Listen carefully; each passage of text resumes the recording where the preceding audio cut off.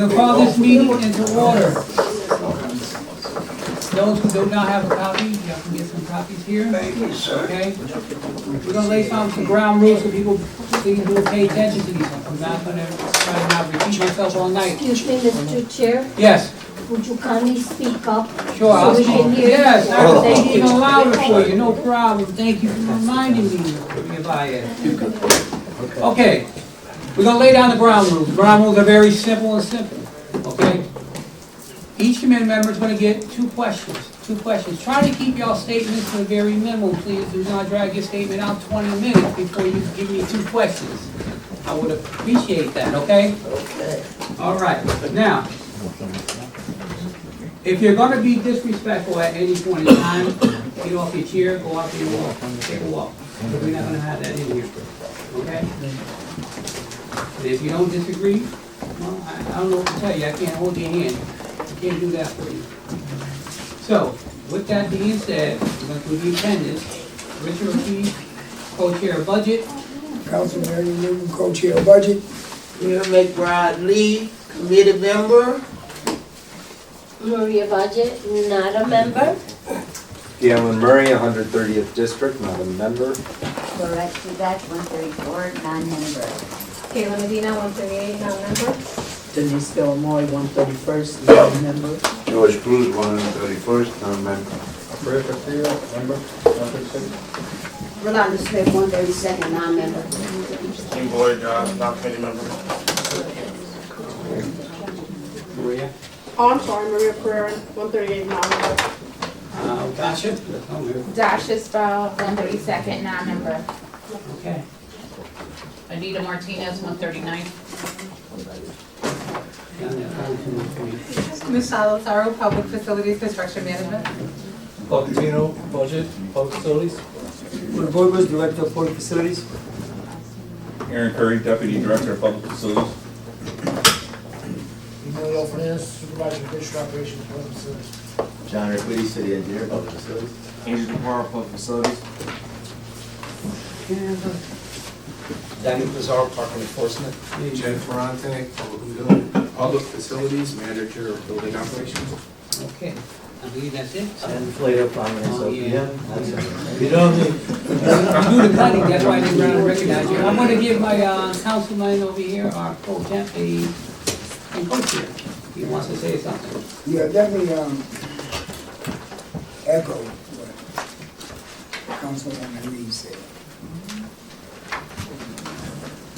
We might think this is nice, what we do. But we're lacking in the state plan. And my phone rings all day, people saying, Ernie, how do grown-ups act like that? We should be ashamed. I will say this and make it perfectly clear. I didn't ask nobody to like me, but I'm chairman. And when you disrespect the chairman, and if you do it today, the same repercussions will happen again. Because we're supposed to be here putting a budget together so we can move this city forward. And that's what we're here for. We're not here for nothing else, showboat. We're here to take care of business for the city of Bridgeport and our residents of the city of Bridgeport. So I would hope, and I say it and I say it again, and I feel that any one of you are being very disrespectful to our guests, then you ain't talking no more. And you can get mad, you can do whatever you want to do, we're not going to do that. Because these are grown-ups, just like we are. So I will be keeping a tally on who's speaking, and we'll take it from there. And if the co-chairs met, if you're not talking about dollars and cents, all right, we're gonna cut you off. Dollars and cents, that's why we're here. We put in a budget for money. Not street pavings, not cleaning up your neighborhoods, none of that. That's not what this is for. If you you need to ask them that, they come outside. Discuss whatever your issue is. The floor is yours. I got an exhibit. We got an exhibit first, and I'm looking. We also want to now our council president in their hearing. And somebody else was on there. Anthony. Oh, that was Anthony, sorry, okay. I like to exhibit Public Facilities Department 0506-2026-8. Can I get a second? Second. All in favor? Anyone against? Yes. Nelson, join us, a committee member. Yes. All right. Hear none and see none, motion passes. Ken? Thank you, Co-Chair. Let me just go over a few of the highlights of the department as to things that have been modified. Sorry for my voice, I'm had a little laryngitis yesterday. Missed y'all. But it was good to be able to rest my voice. So anyway, on the revenue side, I did make a few adjustments, one of which was the hope for the successful kiosk operation that will bring in some more revenue and allow them to be more effective with the machines out there, the meters out there. And, as you know, a lot of them are broken and get topped off and don't have collections that can be made into them once they're filled up. So the intent is that the kiosks will generate revenue. But I did reduce, to offset that, the parking violations revenue from the PD to more reflect what the actuals have been for the last 2 years. The council last year hoped that would generate more money and raise that budget a couple $100,000, the violations budget, but that was a bit optimistic. So those are the only real two revenue adjustments. On the expense side, the biggest change is a modification that we talked about at the first meeting, that we're going to be doing a big bond refunding to save the budget money over the next few years. And a good chunk of that savings is reflected in the other financing debt service costs of the facilities department, because they're one of the largest departments in terms of paying out debt service for all the equipment and work that they do, and the buildings and all that. So you'll see that in the expense side is a big reduction of $5 million per year for the next few years, and that's in a few other departments as well, but a large part's reflected there. But that's not an operations item, that's really just a debt refinancing, refunding item that we're going to accomplish this coming fall. As far as their operating budgets, just in quick overall terms, this is one department that the mayor and the administration did recommend increasing personnel a little bit more than some of the other departments, but obviously they are one of the biggest departments in terms of person power. But you all last year and this year in meetings, and they have said one of the big problems is having enough maintainer staff to really do the work out there. And those of you that do the monthly reports know that unfortunately they've run over significantly in overtime in a lot of their divisions because of that shortage in staff, because of the difficulties hiring starting maintainers. So we did, in 4 divisions, we added 2 roadway maintainers, added a parks maintainer, added a maintainer in sanitation, and a maintainer was one other division. So there were 4 maintainers overall. We recommended adding 1 fleet mechanic at the 30-hour level, and in the administrative unit, there are some transfers and changes that are kind of confusing that they can explain better than me. But there's a net really of no change overall. There are some requested increases to some positions, not big increases, but small increases that are in their budget. But I did want to mention there was one error in the budget for Munis, that there's one of the parking enforcement officers that is on staff was left out of the budget book. It's only about a little under $40,000 impact, but I have to add that back when they give you all the modifications next Saturday. So there's a net of about 5 staff overall in the 10 different divisions, or 12 different divisions that they have. That is a higher number than, PD and fire, but their workload and their capacity is really strained. So the administration felt that they should get part of it. They asked for more, frankly, but we gave them that load. In terms of non-personnel, the major increases are really uncontrollable. Whether it's electric or whether it's the tipping fees or whether it's the recycling costs. Mr. Catino could talk to his blue in the face about some of the uncontrollable costs that we face because of inflation and because of industry cost increases. So that's just kind of a 5-minute overview. I'm sure a lot of questions will come up, but those are the biggies. So I just wanted to start with that before we turn it over to the director and the staff. So pretty much you try to accommodate them some of the stuff that they need. For what we considered urgent priorities that really were needed for the last couple of years that we weren't able to do. We're trying to work that out this year. Okay, all right. Director Louis. How's everyone doing? Before we start with our presentation, I just wanted to, just word a few things. And of course, first of all, I just want to thank you guys for the opportunity to be able to present. I know we were here, same situation, same predicament last year. And as Mr. Plato mentioned, I think one of our challenges is to continue to keep up with the growth of the city itself by continuing to provide services, to your constituents, right? That's pretty much what our focus is mainly is.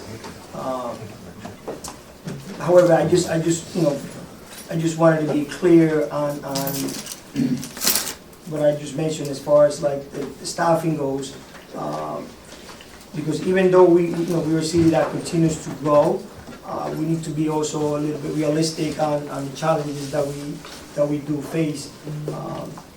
As Bridgeport being the largest city here in the state of Connecticut, with that alone, it just comes a level of services demand, like I just mentioned, that continues to grow year after year.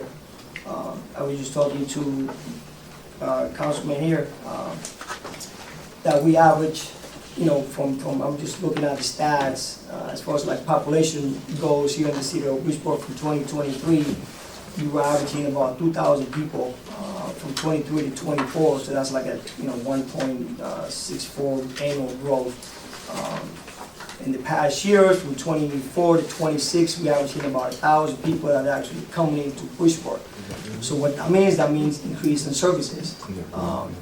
One thing that I have to say about public facilities, and I have a lot of the staff over here, which I think from every single time, the public facilities delivers, right? Regardless of challenges, we kind of get together, and at the end of the day, we get together and get the job done, regardless of how many staff we don't have.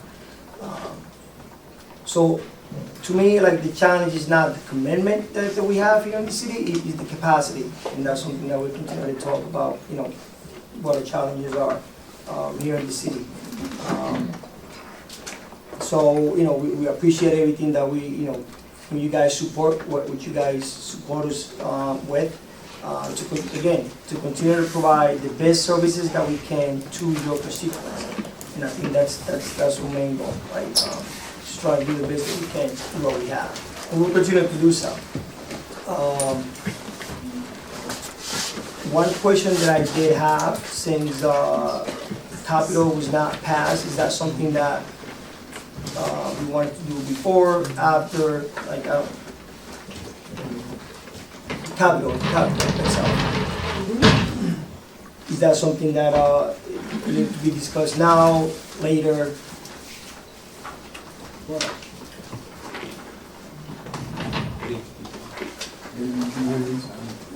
It doesn't really be Because you haven't had that opportunity, so you can discuss the capital. I told you the capital plan, and I co-chair the plan.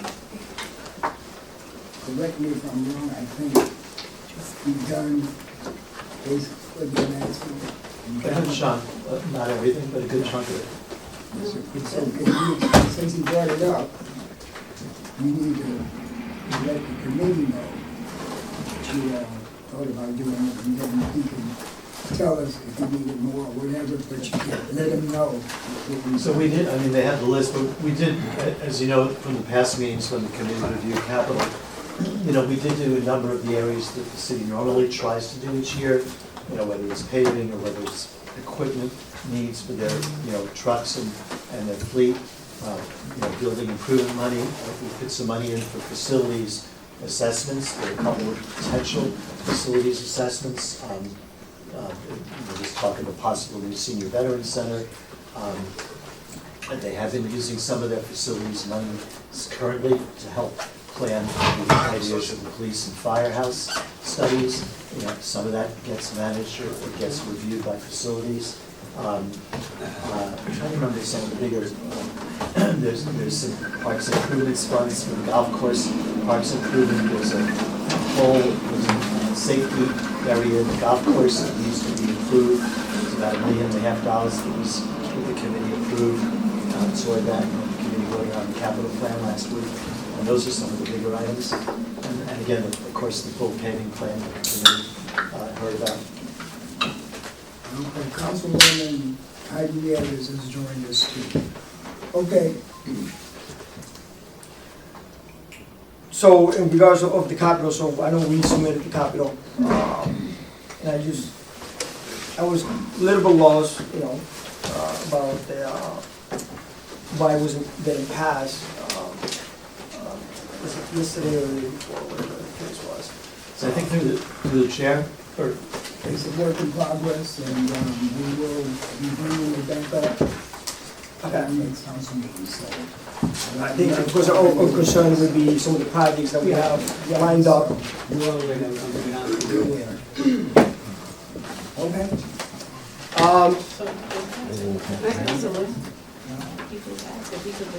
Yeah, I told you, he was asking if how we're gonna pass the.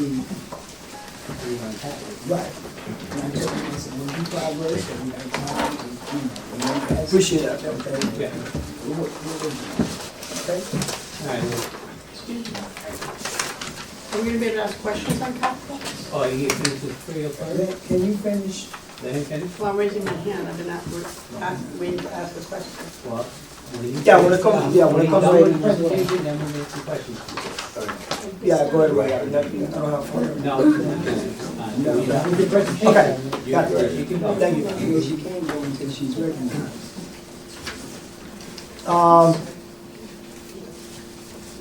As you guys know, I mean, you know, Public Facilities is the largest department, it's the largest, holds the largest divisions here in the city, and we actually do a lot when it comes to providing services. One of the divisions that I want to start with is engineering. You know, John Creedy actually oversees that division. John, you wanted to have the floor? Good evening, everyone. So this first page you have is kind of just a snapshot, a list of maybe a dozen or so projects that we've got going on. It's not every project that we've got going on, but I know these have come up in the past, so they're kind of here for presentation.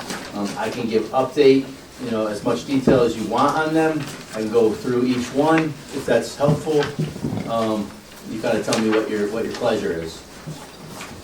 Or we can kind of just go through them, and if there's any questions, I can answer them. I mean, you can ask a question here. You're always welcome to reach out to me. Just a couple things. We have a number of bridges that we're working on. Everyone knows about Congress Street Bridge. We're moving towards a contract with the federal government on that. A couple smaller bridges, Woodrow Ave, Commerce, another one, Chopsy Hill as well. They're getting close to being able to bid and reconstruct. Several traffic control projects, Park Avenue. A couple small one intersection projects. There's 2 boat ramps that we know are in a state of disrepair. Newfield Avenue is actually out to bid right now, so we're hopeful to get some bid pricing on that in the next few weeks. Brewster Street will follow shortly thereafter once we get through permits. And then flood control projects. I know everyone's got questions about flood control projects. We're getting through the end of our kind of conceptual overview of flood control projects and getting to a place where we can start chunking out implementation projects. These are large projects, 30, 40, $50 million projects that we need to start taking bites out of kind of the apple. If there's any questions?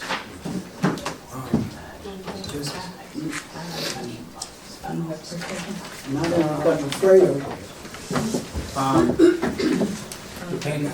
Yeah, pertaining to the capital plan, I just wanted to give you the respect, and with a lot of council people, we had a meeting last Monday, and a lot of concern was that they wanted to pass the capital, but we haven't heard from you, because sometimes if you don't speak, you don't get.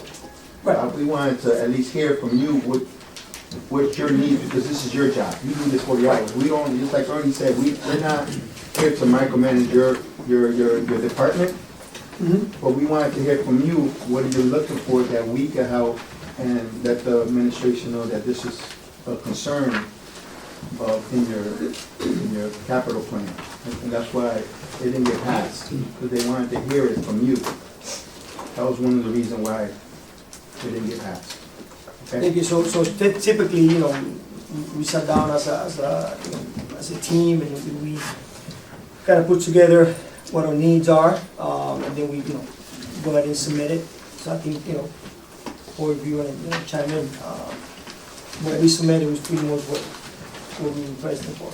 I think that the summary statement is that just the process is, we submit our request, of course, this year back in December, and then the mayor's office and OPM work together a recommended budget. The mayor's recommended budget is, I believe, in front of you for the FY27, mayor's proposed. And in general, did we ask for more in many areas? Yes. But if we were to get what's in the mayor's recommended budget, it would be a acceptable, workable, manageable. So in terms of capital, if you're kind of sort of inviting us to make a case for something above and beyond, we're not coming here making that case here tonight. Fair enough? I'm glad you said that the mayor and OPM has put enough to win and survive. That's a big start. So I appreciate you all making that clear to the committee that they've done, not everything, but enough to get you through this. Set? Oh, you want a second? Louis, I know last year you didn't get for your workers, and I know that's a very crucial for you guys, because you guys operate on foot soldiers. I know it's just seasonal, but you put in, how many do you put in for? I believe last year we put in for 5 parks, 5 maintainers, a roadway. We put in for office manager, we put in for, I think there were some other ones. But at the end of the day, when it came down to the boots on the ground, so we didn't receive anything. So this year you put the same amount? Well, we try to, I would love to, ideally, right? Because, boots on the ground, we cannot get enough of that. At the end of the day, it's a big city to maintain, but anything that we can get, it is much appreciated, sure. But just, if your request, what would be a good to help you, your department for the whole year? And I know that you're saying it's tight, but what is it that you think is fair that we could, at least the council, the budget, and the council could? Well, I think just taking consideration, the budget itself. I think, in the conversations that we have internally, I think, what we're looking to receive is a great start. It's better than last year, right? Last year we didn't got anything. So we're willing to work with, what you guys are willing to give us. Okay. Thank you. Appreciate that. Next is, So just one quick note, just for information, because some of the members of the council weren't at the Capitol, some of the review. So just in rough terms, so the facilities, so we have about 27 million in our capital plan, hopefully to be reconsidered. Of that, 11 million is for public facilities. So they have the largest share of the bonding capital plan request. And then next year, partly because of the buildings, it's a higher proposal of almost 50 million theoretically, that they have about 20 million of that share under facilities. So, you know, there is 6 million in flood control over the 2 years, for example, projects in those 2 years. So I just wanted to kind of let some of the members that maybe didn't hear it a few weeks ago, you know that there's some good funding there. Denise? Yeah, there's just one, I do have a question. I have never seen the capital plan not voted on in this manner like this here before. You know, as a city council person, and I'm talking about with me, you know, I'm a fact finder. I go out there and I see, and I look at what's going on out there. With all the potholes and all the different things that's going on in our streets, that's damaging not only your truck, your car, mine, it's also damaging our constituents, automobiles and stuff as well. If we don't, and which I know it wouldn't happen the second time around, get the capital plan done so that, Mr. Berger, so that you guys can move forward with doing your paving and everything on May the 19th. What will happen then? What are we doing then? We're always here for the betterment of the city, as far as getting a better budget, you know, getting better beautification, economic developments. We're always here for the betterment of the city. How do we not vote on something that is for the betterment of the city? This is not a one person, this is not a one district. You know, this is about the city of Bridgeport. Drive through your city and go over some of these potholes, you know, and really see what's going on. And that goes as far as your humps and bumps that has to be put in certain areas. And I'm speaking on that in regards to the speed that goes through Seaside Park. And we've been trying to get Atlantic Street done forever, you know. I don't think that public facilities was done fair in regards to taking the capital plan away. I know it was other things in there, or was things in there that people might want it to be in there, but it wasn't. So how do we go about making sure that we fix everything so that people will understand that if you take public facilities out of that capital plan equation, you've taken out some of the needs of your constituents. So what do we go back and say to them? That's my question. Is that for the co-chairs? Listen, I would say. Lewis, it'll be for you, that, with that May 19th. If we don't pass on the capital plan, It'll be for you. shut down. We're not gonna be able to pay, we're not gonna be able to, you know, continue to take care of the potholes. And again, I mean, we will do what we can, you know, do what we are being given, you know.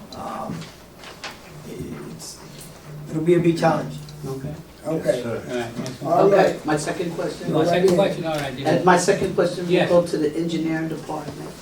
I know that Maria, and I think Amy Marie was here, did something with the walk. I want to know the street signage, how that's going to continue to go on, and what are you looking for with that? I'm sorry, you talking about signage, or are we talking about something on? That street sign, like if we want to name, Okay. give Atlantic Street. I mean, the honorary street honorary street policy is still in place. You can still apply for it. I think the intent of the walk, and correct me if I'm wrong, the intent of the walk was to utilize the walk as a kind of place for an honorary name rather than the street signs. Street signs can tend to get it confusing when you've got 3 or 4 Right, signs. that's what I'm confused with. Maria has tried to explain it to me several times. Yeah. I mean, the policy's still in place as far as I know. We haven't gotten any recent applications for it, but part of the process though is that an application needs to be complete when it comes to us, right? Sometimes we get applications that are just an application and there's no petition included in it, or there's a petition with an incomplete amount of signatures, right? So Well, I want to say that I went out there 2 times in regards to the Walter Luckett sign street.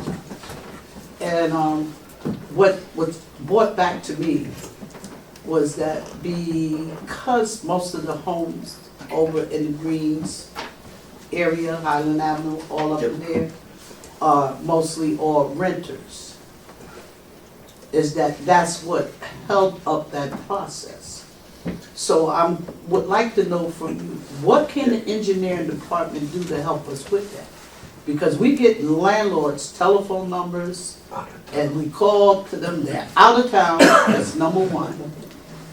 And we still are unable to get these things done, you know? So I just want to put it out to the engineering department that I am working on something on Calhoun Street. And my understanding that I'm in hearing now is that it's still 2 houses only there. And they're renting.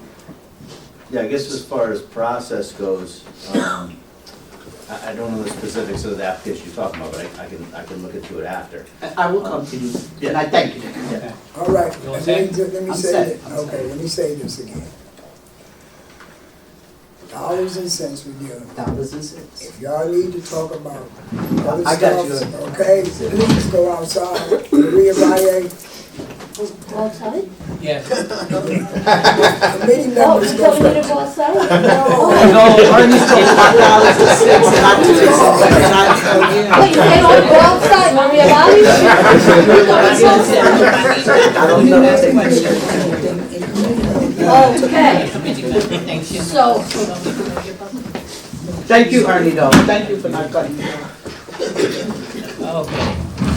threw me out. You got my. Just kidding. So my question is more like, I heard, who's? John. John. Queenie. No, I'll say John because other people could say Queenie. So you mentioned the Congress Street Bridge, and I had a feeling you had a question about that. yeah, no, but not really a question. I'm hoping that this presentation and this budget here, monies, okay, you have asked for money to finish this bridge, right? That is needed. So guys, keep that in mind. We need the bridge, right? We need the bridge. So let's make sure that money is there. Then, I see traffic signals, but I see Barnum Avenue and Central Avenue. Now, are you specifically working on Barnum Avenue and Central, or is it Barnum Avenue and Central Avenue? So that particular project is just one intersection. It's just a change in one intersection. It's a modification for one intersection to add turn lanes on Barnum and Central Avenue. And we're gonna use lots of funds, which are through the state. The lots will pay for 100% of the construction for that one signal. On Barnum and Central? Barnum at Central, yes. Why not the others? Oh, we probably need like another $20 million for the others, so we can work on that, Well, but that particular throw it one in needs there. to get done. Throw it in there. Throw it in? Okay. Yeah, throw it Get in there. $20 million in capital. Because you know that we need Barnum Avenue and Central Avenue, no, Barnum Avenue and Pembroke, that kind of signage in that area. And it affects everyone, really. Yeah, so I guess I could talk about the Barnum Avenue traffic signals if you want to talk specific to them. They're probably 25 to 30 years old. They are going to be in need of replacement at some point. They're adequate for now, right? So they function adequately for now. At some point in the future, we'll have to replace them. So I just, like I said, I just want to make sure that somewhere in this book, the money that is needed to make our streets safe for our constituents, that it is here, and that we don't try to kill it. Okay? Thank you. All right. Okay, Nicole, please. and then Anita. Martinez. So I believe this question would be for you. Is it Mr. Arquita? Arquidi. Arquidi. Okay, thank you. Mr. Arquidi, so you mentioned. John is fine. John? All right. Just want to be respectful. Okay, John. So regarding the bridge construction, you mentioned with the Congress Street Bridge that you're working with the federal government. Could you explain in further detail, and does that pertain to funding? Yeah, sure. So we put the Congress Street Bridge out for bid 3 or 4 years ago now, I think it is at this point. And what we found was the money that we had in place, we had about $12 million in city capital, which is already in place, and we had about $12 million in state funding that wasn't adequate for the full construction of the bridge. When we put out the bid, the bids came back over 40 million, 45 million. So we submitted an application through the grants department for a federal aid project through FHWA, Federal Highway. We got that grant. So we have about 25 million in federal highway funding that we're not under contract for, but it has been allocated, right? So right now, we're in the final stages of contract. So federal government we're going back and forth on some of the details in the contract, but we're just about there. So once we get that contract from the federal government, we'll get things like wage rates squared away, there's a discussion on a PAL, and we'll get the project up to bid. And so that. PLA, I'm not, sorry, not PAL. And so, an extension of that question, so that does not apply to the Woodrow Avenue or Common? Second question, no extensions. Well, Already. thank you.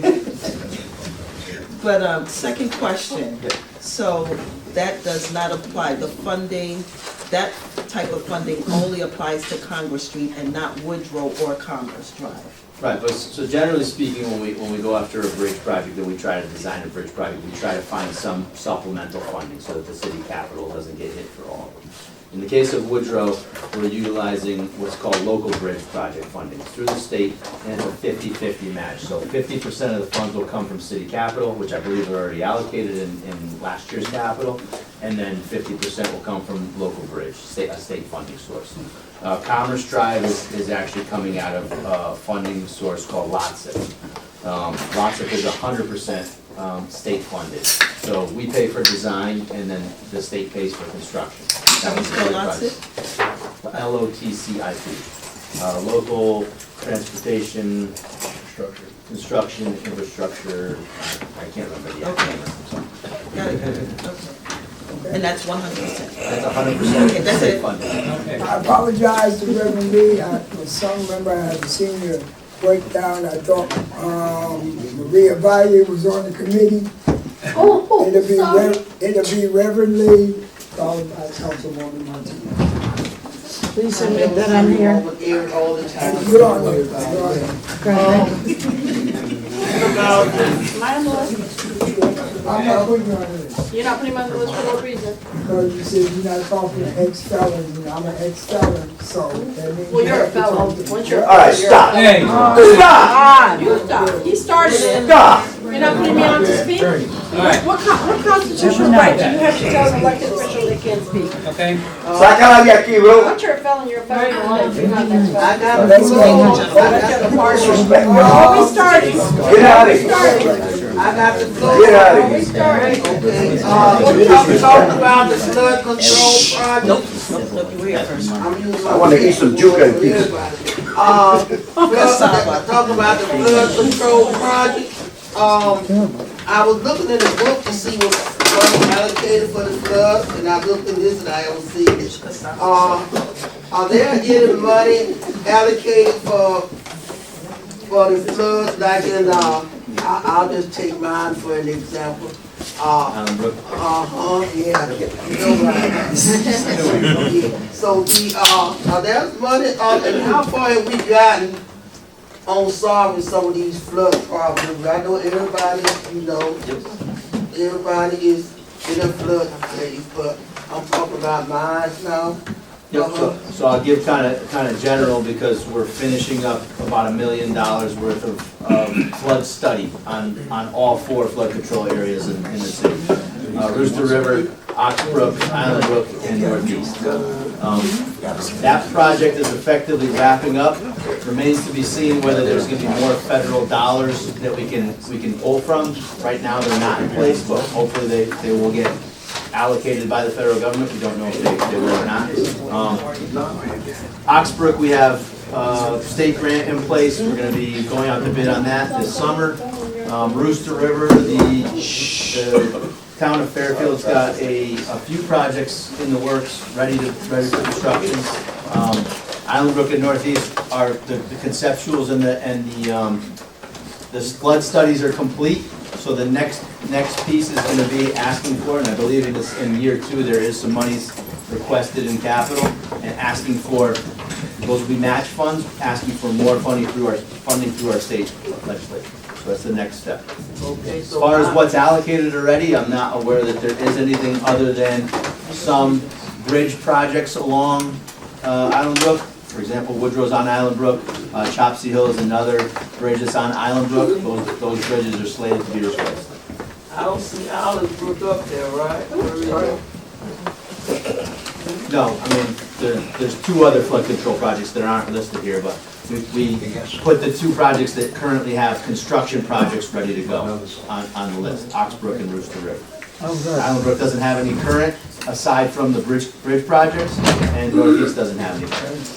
Okay, so my second question is that if we don't get any money from it, that means that we can forget about this. Or we can put it in our capital budget, but we're not talking about $1 million, we're talking about $20 million, right? So, Well, because of the citizen and the taxpayer, I think it should be put in there anyway.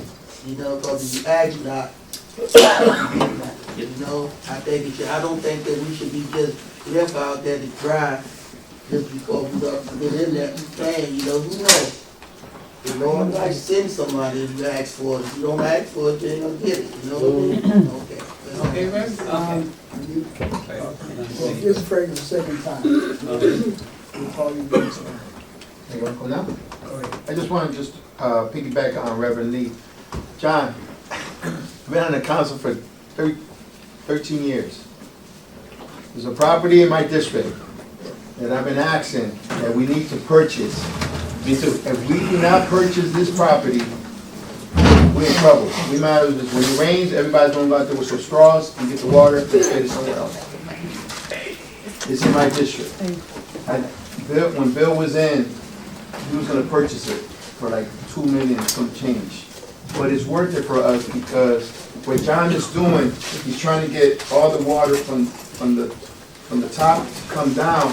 Where's his water going to? So John was saying if we could, it's 10 acres in my district. If we could purchase this, then John is clearly could, now he has somewhere where all this water to go. Because right now, he's trying to do the project, but he only could block so much. But when these rains come, flooding, it's going into these neighborhoods. But I know how to go around all the fellas, the mayor, all the fellas here. I'm gonna get my answers. Thank you. I represent my constituents. Mr. Castillo, this is a great question about property acquisition that you can bring up with OPED, I think. Well, no, but see, what's going on, what OPED says is public works. You have more pull than I do. Yeah, no, OPED says it's public works. So it's like they pass the ball and Get them all in the room together. they have to do it. So I just want at least 10. If we could find this money, we really do. And it's not a lot, it's appraised value, but it's 10 acres that we could purchase and the city will own it and we can't build on it. Because the guy, he's gonna build homes there. He wants to build homes. And once they build, then we're in trouble. All right, okay, Anita. Thank you. I just want to start off with a point of personal privilege. When any elected official in this room addresses a budget, we all have a vote, whether it's one vote or a vote as a whole. So as an elected official, I'm speaking for myself. I'm gonna ask so many questions that come to me when I review a budget. Whether any elected official in this room likes it or not, it is our responsibility and it's your responsibility as an elected official by your constituents to represent your constituents accordingly and ask the questions that are in this budget. because it is their tax dollars that we have to respond to when they pay taxes to this city. They want to know what is going on with the money that they're paying in this city.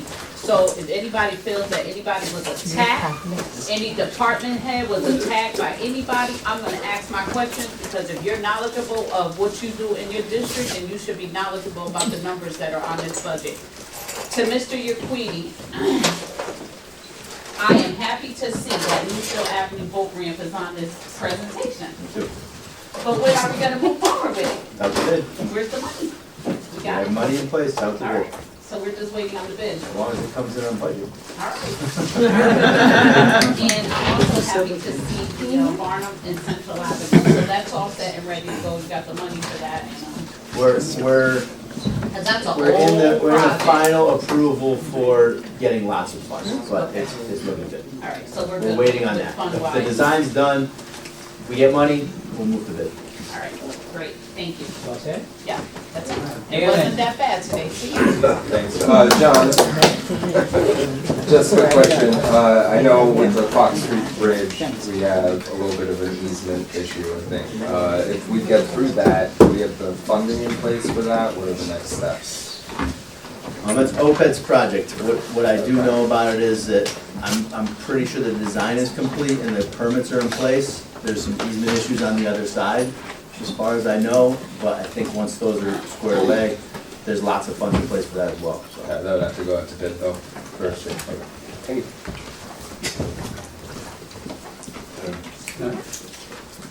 Heidi? I guess this is a question to both John and to maybe Ken. I remember when we had the last flooding in the north end. Now, I'm gonna ask a pretty question, I know we're leaving session, but did they ever find the alleged $5 million that Marilyn Moore was supposed to get from the flooding? 45. I can address that. if you Can want. you address that, please? Sure. Because So that's what, what I- I think we finally got to the bottom of what happened. The bond bill, when the members of the legislature vote on it, authorize all sorts of things. It's like how you authorize the capital plan. But as you know, putting something in the capital plan doesn't mean you're actually gonna go bond for it. And it's the same thing in Hartford. So they pass a bond bill and says, we're gonna allocate money for all these things. So the governor has authority to bond for it if he wants. But it's never made a bond agenda. And unless until that ever happens, the legislatures have authorized it, but it's never been bonded for. Well, I only say that to say, to Alfredo's point, the Highland Brook area, that whole area was continually funded, that Pond Street all the way down, which affects everybody. It's not on here, but we need to start allocating, in my mind, to begin to do the studies, because if the studies aren't done, we can't hold the governor accountable to making it happen. And I think that next year, when the Hines wish list application comes out, that money should be part of it, because the way it's been raining, and today was raining, it's not even flooded yet, but if it was raining any harder, we'd have a flooding issue still. I already have them. So that's my only suggestion, that the council chair write a letter, and when those requests come out, that you have the administration submit that application so we can get that project going. Okay, that's good. Because it's not on here, and we should be finding at least something for a feasibility study to start. So that citywide flood control study covers all four, right? So we've positioned ourselves in a way that we've used federal funding to do these studies. So if there's federal funding available, comes available, we can tap into it. Right now, there isn't any, but if it does become available, we're positioned well. So where is that area prioritized as far as like Island, that type of? Island Brook is one of the studies that it is, one of the work. We're at, Reverend Lee? we finalized it this week. Here we go. Reverend Lee? I just hope, because see, in the north end, and I can only speak for the north end, it seems like any time that something is allocated, and not just you, Mr. John, something that's allocated for the north end, it seems like it disappear and go someplace else or we didn't qualify for it. It's very discouraging to hear that if the money don't rain down from the sky, there's nothing gonna be done about those people that live in my district that can't even go in their living room when it rains a lot, you know? And, it's all it's all our responsibility. I just know that, but I want you to know that I'm very disappointed that there nothing can be done about these people getting flooded out for not 2 or 3 years. We talk about 40, 50, 60, 70 years, you know, and you probably wasn't even here then. But yet still, you know, something has to be done. We're a taxpayer, you know what I mean? And then, the money has to come from some place. The city has to be responsible for those people not getting flooded out. When the flood come in our district, and I'm talking what I know, you know, those people can't even walk in their living room. You know, the water is up to their living room, they can't do anything. And it just didn't happen today. It didn't happen last year, it's been happening a long time. So I think that something should be done. I don't know, you know, we need to get some money from somewhere. Maybe we should be bonding so these people can stop getting flooded out instead of bonding for other stuff, because it's not gonna be at home and nobody paying taxes to help the city and nobody else. I'm finished now, thank you. All right, Ray. Can I ask you, I know we never mentioned Johnson's Creek, and that's a flooded area, I want to tell you. Has that ever been brought up on trying to fix or how to stop the floods? That's a terrible area. So these flood control projects that engineering is working on are generally inland flooding, right? They're kind of river-based flooding. Coastal flooding is a whole other animal, right? So I know that the state had, I don't know, $50 million to build a resilience project down by UB, down by University Avenue, down in that area. And I know that project kind of has gone like bye-bye, right? Johnson's Creek would be kind of similar to that. I know that OPED was working on a study on Johnson's Creek. I don't know how far it got, but it's definitely something we probably need to address, yes. All right, Michelle? Yes. On the subject of flooding in Oxbrook and all, I agree with Reverend Lee in reference to the north end. Let me ask a question. I know that Jack Hennessy, unfortunately, he's not here anymore, but he had worked on some of this in the finances and everything, and when I came in, I heard you speaking about Rooster River and Oxbrook and the situation with that. Can you tell me, been looking at this thing for 20 years, where are we standing now, if you don't mind to reiterate where we are in the north end with some of the projects? Because and Jack Hennessy, the point that he worked on it and I worked on it with him in the meetings we had, can you tell me where we are right now with that? If I missed it, I apologize. So Oxbrook, the Elton Rogers Dam project is the Jack Hennessy project, right? Okay. We just got an Army Corps permit like a month or two ago. So we're at a point now where we're ready to go out to bid on it, and we're gonna be putting that out to bid for construction, that dam project. Okay, now, one second question, because that does come, it automatically starts coming from Trumbull, isn't that where there was a discrepancy back in the day where before they built the houses over near Exeter Street, they were trying to get the if you remember, Angel remembers.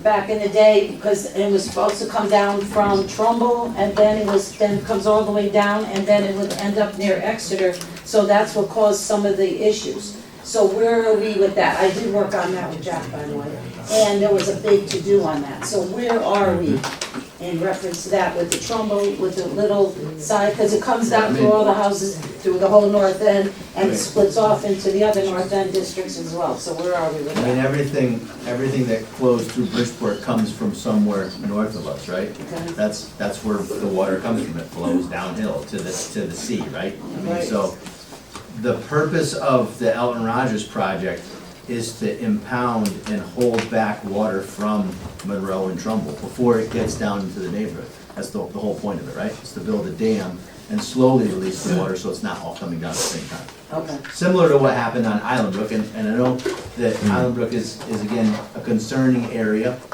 Island Brook's dam was replaced 10 or 12 years ago, and that has had a positive impact on Island Brook. there's less water that comes down through Island Brook than there was in 2010. So then we need to work on that. Thank you. Okay, Okay. All right, so we're on next item. Yeah, so we're gonna close off with engineer, thanks, John. If any of you have any other further questions, you know where to reach. Thank you. Thank you, John. thank you. Good job. All right, next.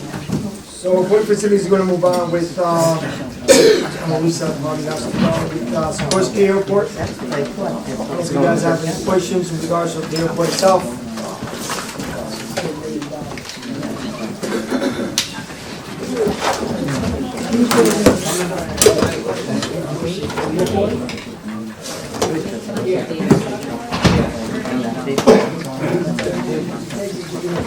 So, yeah, I mean, as far as like the airport goes, like we're trying to maximize the airport economy and the public service value to the city. To continue providing safe and secure aviation facility for the general public.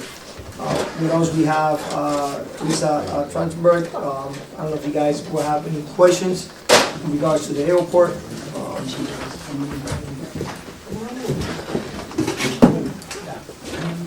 I just want to state that, and this is not a attack to anyone, but I do want to state that I believe that the airport is under poor leadership at the current moment, and that I believe the city is currently taking a hit on the airport with moving forward with day-to-day activities and the actions that should be happening at this airport with regard to finishing the projects that should be worked on this airport. And reviewing the budget of the airport, I don't see how we can have a budget for salaries for staff for the things that are not taking place on a day-to-day basis at the airport. And that's all I want to state. Okay. Anybody else? Aye. I'm trying to look at the revenue here. Because of the cost of fuel, I think that the revenue for the fuel flow should be a little bit higher than what we allotted for 10,000. Do we think you're gonna make we adopted 35? So do you know, I left my financials at home, my monthly, but are we gonna hit it? Are we gonna go over it, Lisa? I would love to say yes, even as I fill my own car tank, but I think what we're gonna see is a reduction in usage, particularly for recreational flying, and that might counter with a reduction in landing fees, another source of income for the airport. So I think it's a matter of a lot of what nobody really expected has happened to our economy has happened. It's gonna be a wait and see, but when we've seen gases rise in these kinds of situations, what you do tend to see is luxury travel go down, boating, flying, and a lot of our aircraft are pleasure aircraft. The corporate structures might be, more able to handle and cushion those blows, but I have a feeling that we might see a balance with one going up and the other going down, is my take on that. Okay. My first question is, where are we on the runways? Are we building runways? Which one? I get them mixed up though. Okay, 11624 is the one we did, and we moved the road. Okay, that one is good, it goes, it's our Part 139 airport. FAA is there right now, well, actually probably right now. They've been here all day, they're on a 3-day annual inspection. So 1129 is the one the state has bonded the 7 million. So that's 1129. It has gone out to bid, the bids are in, okay. The base bid and the first alternative to the base bid, which consists of the rehab of 1129 and all the electrical and the paint and everything that goes with rehabbing it, is the base bid. And then the loop road is alternate 1, and then alternates 2 through 6 were pieces of the parking lot. All right, the bids came in, there was a low responsible bidder, but we are above budget for the base and alternate 1, which we at the airport do deem to be the most critical part, to do the runway and not do that looped road, which is in a disastrous condition. And talk about rain, I don't know how to get to work. I mean, I can't drive on the grass, I can't drive around the puddle, I tried going in the outway. So, I mean, maybe planes don't take off on it, but that's really a necessity. So if we struck just the base bid and alternate 1, we're just over 400,000 shy on the budget, but we think we can find that. So we're proceeding with that. We'll probably be to contract before the 120 days run, so we can maintain the bids prices in this questionable circumstance. And then we're looking about, to be honest with you, I'm arguing a little bit with the consultants. I wanted to start earlier. They tell me they can't because there's some environmental. They're talking late summer, early fall for a start, and hopefully not pushing it into a winter delay. But I'm pushing for it to start a little earlier, but it is starting. It is starting this year. Good, thank you. Okay. Put me back down, I have another question. Denise? Yeah, my question is, going back to what you were saying. In regards to the salaries, are these salaries being given to these employees due to union, or how is that being done? You know, if job performance is poor, how do you rate them to give them the salaries? Then they're basically civil service positions. The airport manager, I'm not sure if that's exempt or not. Not that familiar with the personnel rule on that position, but everybody else is in the regular, processes of the union contracts and all of that. I mean, honestly, I know they're working hard out there. I haven't heard about many issues, but I'm on the authority, but we haven't had any meetings, so I haven't heard much recently. But hopefully everything's going well. Okay, if we could get some information back to the committee in regards to the salaries, I would appreciate it. How they're getting it and why they're getting it. There's problems. I might be able to shed some light. What I do know is that every position is union except me. Okay? I'm finished. Okay, thank you, Denise. Tasha? Hi, out of curiosity, and it's more of kind of a question. I don't know if you can answer it. I'll try. For you, but I'm just wondering, when we're talking about revenue at the airport, if it was to be upgraded and kept up, I know that they have talked about in the past with the runway and everything else. But if we were to say an estimate, if we had the runways fixed and we were actually able to do more commercial flights or whatever comes out of there, what kind of revenue would we be bringing in? So I think you're better to answer that. So the good news is, in the last few years, the airport operation has renegotiated some leases that actually have brought the airport revenue to a roughly break-even point, whereas up until a year or two ago, the city was running in the red $200,000 or $300,000 a year. So that's a bit of good news. As far as real revenue, the city, the administration has been trying to come up with a plan to realize that, but it would 95% of it revolves around this issue of having one runway expanded to be able to allow for slightly larger jets, which is where that money, the real money is potentially with. And apparently it's pretty lucrative. There are two proposed approaches to going about that. One was doing a lease partnership with a private operator that would do the work to try to expand the runway, but the FAA has to approve that, and the FAA has these really strict rules. And then the other issue is kind of working with the town of Stratford and under state statute, that passed a few years ago, they have a potential veto right now on what has been proposed, so we have to work with them.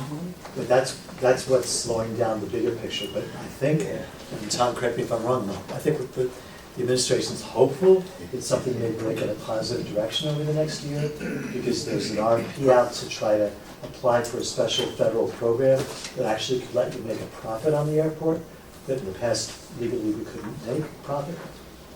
So hopefully we'll see progress. I know we've been trying to budget money for, a long time for a private operator or a sale or whatever, but I think in the next year, hopefully the council hears something big on this. Here's what I'm gonna chime in. I would just say, the conversations on the airport are about to take a much different turn now that Mayor Chess is in office in Stratford. Mayor Gam and Mayor Chess are working really well together, and they've sat down multiple times about the airport and are engaging in conversations that haven't been had for years. So I would just say stay tuned. I mean, everything Ken just went into is super complex. And we don't know whether you can, we're trying to find a way to basically, if the airport does become big time and generate the types of revenue that we think it can generate, to what extent can the city reap the benefits of that revenue versus just being an economic driver for the region? We have to figure all that stuff out, but anyway, stay tuned. We're moving in a good direction finally. Okay, I do want to say that we do have a Yukon airport study, just to refer back to the council, that you can read, that is in the city clerk's office. If you want to find out what we can and cannot do, since the conversations are happening about the airport. We never really looked at it, but it does have financial implications and financial revenue drivers. That's my point. The other thing I want to ask, I guess, Lisa, is I know some applications were withdrawn, so pertaining to the airport improvement capital bonding request, is that what the 350, the 1.4 million for the next 5 years is for? Are these matching funds or for specific projects at the airport? I'm going to ask if anybody can let me look at something, because the package that was prepared for me only had the operational, so that I can answer you honestly, this up to, and factually. I want to know exactly what you're talking about by looking at something. Yes. What's the project It's just the description? number, the details. It's just the numbers at 350, 250 for 28, 500, and 300. But I see you have some applications that just went into, were withdrawn and went back to, Yes. coming back to economic development. So I'm just wondering, is that for matching funds that you needed for those? There are 2 grants that are pending right now with the FAA. A third went in, but it looks like that was competitive and it looks like we might not have got it. That was for the tower. So let's leave that aside for the moment. The 2 are the rehab, design and rehab of taxiway A and D. And for FAA importance, more important is the obstruction removal. Obstructions in airports do not get along. And this is basically to really boil it down to safe and emphatic removal of trees. I'm sorry, it's an economic thing. People love trees, planes don't love trees, they love birds, birds don't love engines. So when it comes to obstructions, the FAA, but this is true, and people have different sensitivities, so I'm being very frank and honest with what the challenges are that accompany an airport. And the FAA puts its highest priority on anything obstruction. As a matter of fact, our renewed license has a condition on it that we pursue the obstruction removal. Both of those grants have been presented, and we've received the application from the FAA. They have gone on the city council agenda. I know in my head on May 17th I am going to be before ECDC properly for the permission for the contribution. And for both of these grants, if I'm not mistaken, at least one, I think both, is actually a 95-5. So the city and the state will split 5%, 2.5% each, and the FAA will fund those at 95%. That is very well in process. And through the chair, I just to help the SDGs. The 350 that he was asking about was partly for a new fire alarms upgrade system and partly for an air control, something about the air traffic control tower. Yes, it needs So that cameras and needs to show windows. It needs cameras and windows. We were hoping in part that we'd get that grant and be able to do, greater repairs. But Thank you. Thank you. Anita. All right, I want to just direct my council colleagues to page 326 to take a look at the appropriation summary. 326.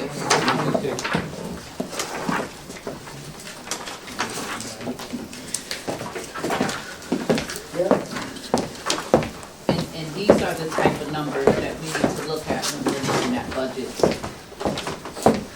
and making decisions on the things that we vote on here in the city. That's all I want to say.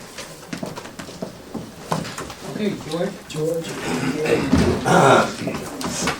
Thank you, Mr. Chair. Listen, the more and more I hear about the Stratford Airport, the more sick it makes me. I've been on the council now 6 years. I do not understand. Why the hell are we holding up to that? I think that when are we gonna come to our senses and just give the baby up? Let's wrap it up. We're always spending money for upgrade, for this, for that, for salaries, and it's not bringing anything. As far as I'm concerned, if you're running a company and a certain department is not producing adequately, especially after 6 or 7 years, I think it's time to give the baby up. That's what they would do. They would start laying off, letting people go and shut it down. This airport has been like a thorn on the side to the city of Bridgeport, as far as I'm concerned. Just a few years ago, they said they had it sold for $7 or $10 million. That didn't happen. That was a joke. That was a joke that it landed on the budget at that time. Supposedly, we were going to get that $10 million.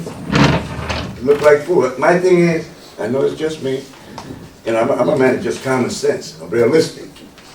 If that sucker ain't producing, if it's just like a thorn in the side, Mr. Gaudette, the mayor, get the damn thing up, man. The only ones that are coming in there is rich people, as far as I'm concerned, corporate. Let them buy the damn airport.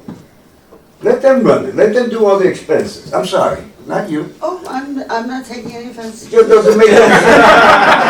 It just doesn't make no sense, no logical, economical sense to me. Because here we are, we're in the Body Airport, and we're trying to find some money for public facilities, to add to public facilities, to add to the Bridgeport Police Department, to the Fire Department, and we're holding on to a thorn. That's all I got to say, thank you. All right, Galen? Yeah, good evening. I have a question. What's this $200,000 bump in hangar rentals attributed to? So, through the chair, Yep. if it's okay, listen. So there was there's a lease proposal that's hopefully within a few months being voted on that has a big projected increase in the lease. I don't know where that stands in terms of the negotiations, if that's what I've been told. So that's why I bumped it up. I hope it happens, but I don't know. And the second question, you touched briefly on the fuel flowage fees and the landing rights fees. Is that, we're counting, sorry, it's easy math, $90,000 we're down between the two of those? Is that just a conservative estimate on your part? No, if I may explain. Or as it was explained to me, because I found the same discrepancy. Back, if you look at FY24 actuals, and transient revenue, those are both landing fees. Okay. And they were being, haphazardly placed in one or the other because landing fees are charged of the transient aircraft, not the aircraft that are housed at, well, the ones that live at Sikorsky come home free. Okay. The ones that are stopping by for repairs or visits or fuel to move on, they're not free. But both of those line items actually represent the total of the income from those landings. So that being said. And we're trying to get them all into the one column. Gotcha. Okay? We're still projecting though between those two about. They're about 100,000 a year that we take in from the landing fees, yeah. Okay? All right, I think that stops airports, what's next? Everything else. We are a large department. Yes, you are. That's what We are a large department. Thank you, Lisa, I appreciate it. Thanks, y'all. As we move forward, the next division is the municipal garage. I don't know if you got any questions, concerns about the municipal garage itself. As you guys know, I mean, we do have a lot of the heavy equipment, you know, some of the garbage trucks that we have, they're dated back as like 2014, if I'm not mistaken. So we do try to, you know, replace a fleet, you know, maybe a garbage truck a year. And I know those pieces of equipment, they are expensive. So I'm not sure if you guys, you know, have any questions in regards to the garage itself. Style, equipment. Anybody have questions on that? Have you, Sharon, I think the question that did come up at monthly meetings, it's helpful that there was concern, questions about, okay, the in-house staff has been short with vacancies because of the difficulty hiring. And I know there's somebody, you know, whether Aaron or Louis, if you just want to hear about it for 2 minutes. Well, I understand that they can't find a mechanic, is that accurate? Through the chair. Is that accurate, that they don't have? Through the chair. So currently, the average mechanic to satisfy the needs of our operation is range for an hourly range of $45 to even $60. So currently, the union that they're sitting has been under negotiation, which I think came before you guys a few months ago, which you guys voted on an increase for them. So once we see that increase that's going to take place with the new budget year, we're hoping to see more people attracted to the application for the garage. So currently they're very underpaid. You know, we lost a couple of our mechanics to other towns, and that's one of the things that hurt us the most. So we're hoping to see that once again with everything that was approved that's going to go July 1st, that we'll get a lot more people applying for that position. Okay. Fredo. Aaron, absolutely right. And this is to you. We gotta do a little bit better, because if we don't have mechanics, they use a lot of trucks, garbage trucks, you know, all these little trucks out there, you know. If we don't have a mechanic, I know we outsource it, and it's killing them, because if you're taking their budget, when we can hire somebody that, we're not attracting nobody to come to Bridgeport to work. They're rather, like Aaron said, they rather go to Fairfield, they go, you know, I'm talking about experience. I have a son with a CDL license. He's 24 years old, making $30 an hour in public works in Fairfield. You got guys here that have been working here 24 years and making that now. So we're a big city, and we got to do better. We're not going to attract nobody. When we get whatever we bring in here, they don't know how to drive the plows. They break them. They don't know CDL. If you don't have a CDL, you can't work here, and that's moving anything. So how do we attract something that if we're not paying $17 an hour? That's not really You know, we say this every budget. Every budget, we say this. We need to hire more people on the payroll and do away with some seasonals. And nobody listens to that. So now when you are bringing seasonal, they wreck your machines because they don't know how to use them. That's your fault. Because I said to Ken, we need to bring more people into public things, and we haven't done it. And I recognize you need seasonals, but we don't need seasonals that wreck up our machines because they don't know what to do. And so we need to think about that.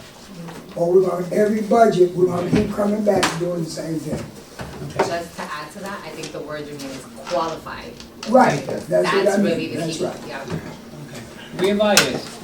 So, I guess budget, no, the municipal garage. So how many mechanics do you have in that department? Through the chair. So currently, we're budgeted for 6, and we're requesting an additional 7. That's in front of you in the proposed, but currently staffed, we have about 5. We also have an auto servicer who assists with the mechanics on the daily operation, a welder, and then we have a parts person.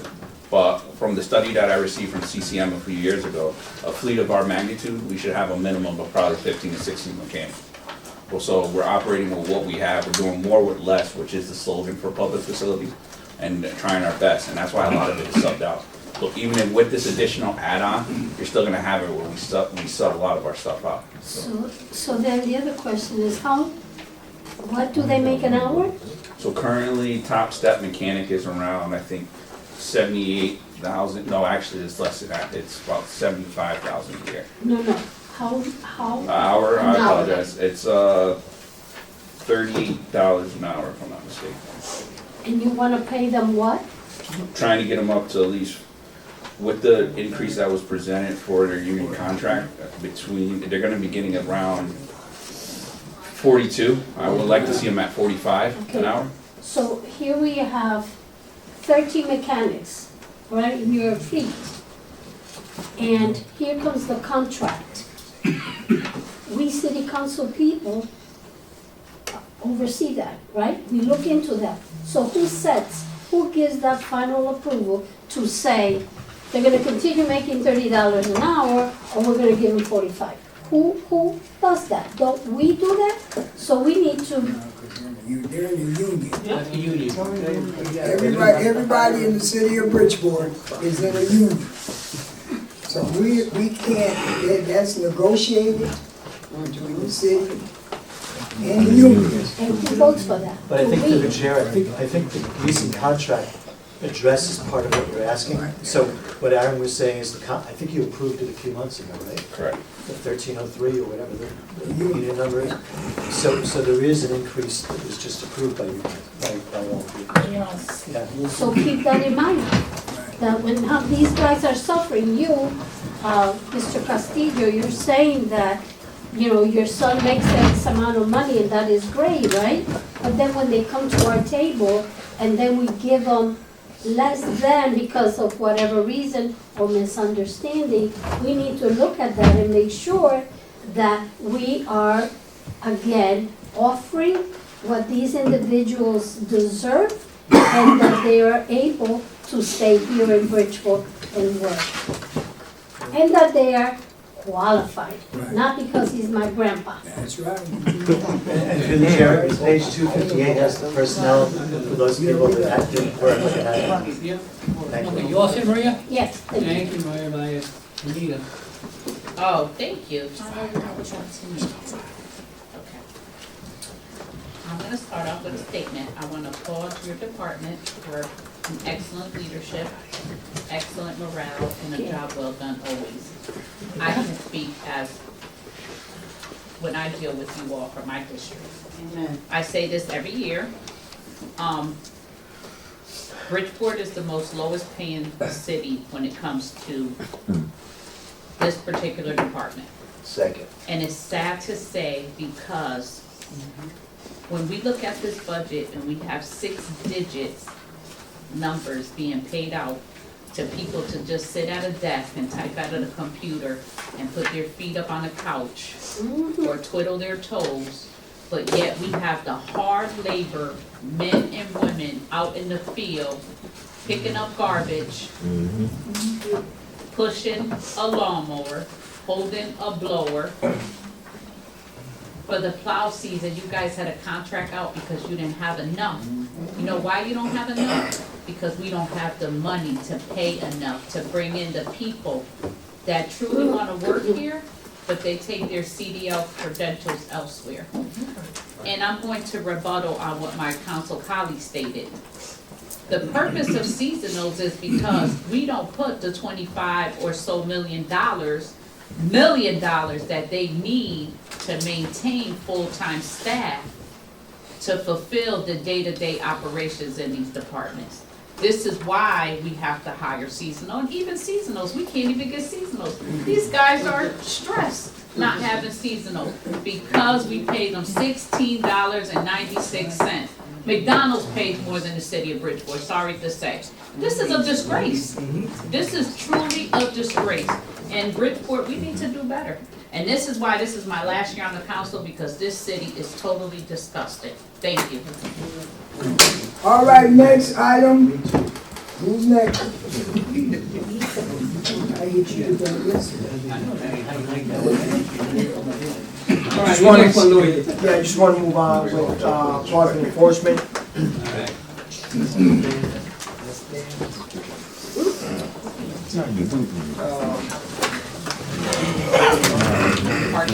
Thank you, sir. What page is it? It's right here. Oh. In the book, in the book. In the book. Tell you right now. Sorry, distracted by my child. I just wanted to mention that one of the things that we actually are doing, park enforcement. So part of public administration, the 130 Yeah, it's division, all in that whole. which is What in, page is that? Yeah, this starts on page 252, personnel is listed on 253, so you'll see that one in there. Put it all in that one category.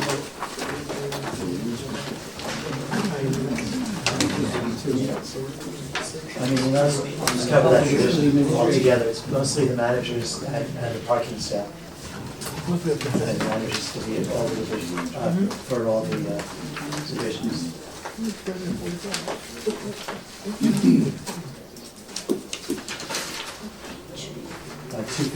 253.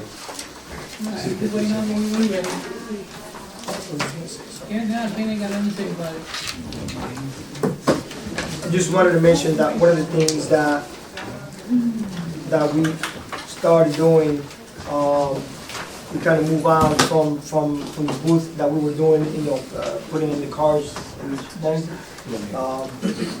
So we kind of moved from that now to start doing the Barnacle program, which has been very successful. Those who are not familiar with, it's basically something that attaches to the front windshield, so that will eliminate the individual to drive. I've been enjoying one for a minute, but on that. Yeah, Howard. So this is a barnacle. I saw it in New York, so the company is from Edison, New Jersey. So it's pretty nice because it's got a QR code which you could just, zoom the phone and you could pay the citation. It'll release it, and we got a box on John Street, and you could just put it there so you could move on weekends, need be. So it's a light device. The books we used to use before, they used to break them off and just move the vehicle. So far, when we started with one barnacle, and we have 3 on here. Since June, the city's made $84,891 that we recovered. So that was very effective device. That book in the right department? It would be part of the violations. Sugar. Yes, correct. Yes. When they get a paid passport, that's it.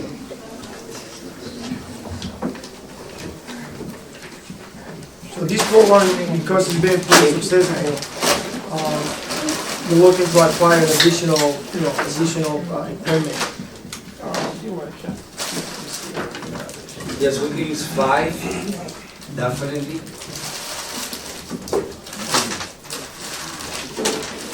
Okay, so here are the safety sticks. Well, before I started in the department, they were not turned on for quite some time. So we got them turned on, it was only 10. So we, from like about 3 months ago, I got 6 of them installed, also in the train station. Because we got a problem at the train station. And that device, the revenues for, was $104,000. But our share was $52,000, because they split, the contract. I didn't know the contract. Okay. Fredo, Reverend, and then me. All right, Clarence, this is for you. Yes, sir. The NEP is running an operation that brings in money. A lot of money. No. The problem, what he has is he can't find people that are gonna pay to work for him at $16 or whatever, $17 an hour. Yeah, they all make, unfortunately, $38,000 a year. That's no work. So, Can I have that job? And your life is in danger. So, Yes. yeah, with the work, not like the department. so that's another, for me, any department that's bringing in money should give, equip with anything they need. Because they're out there, and I see them, and those people, they go out there every day in the rain and the snow, each one bring in 41 tickets. They don't come in, because they all compete, how many you got, but they come in with 41, I see the numbers. That's a lot of money these people bring in, Monday to Friday.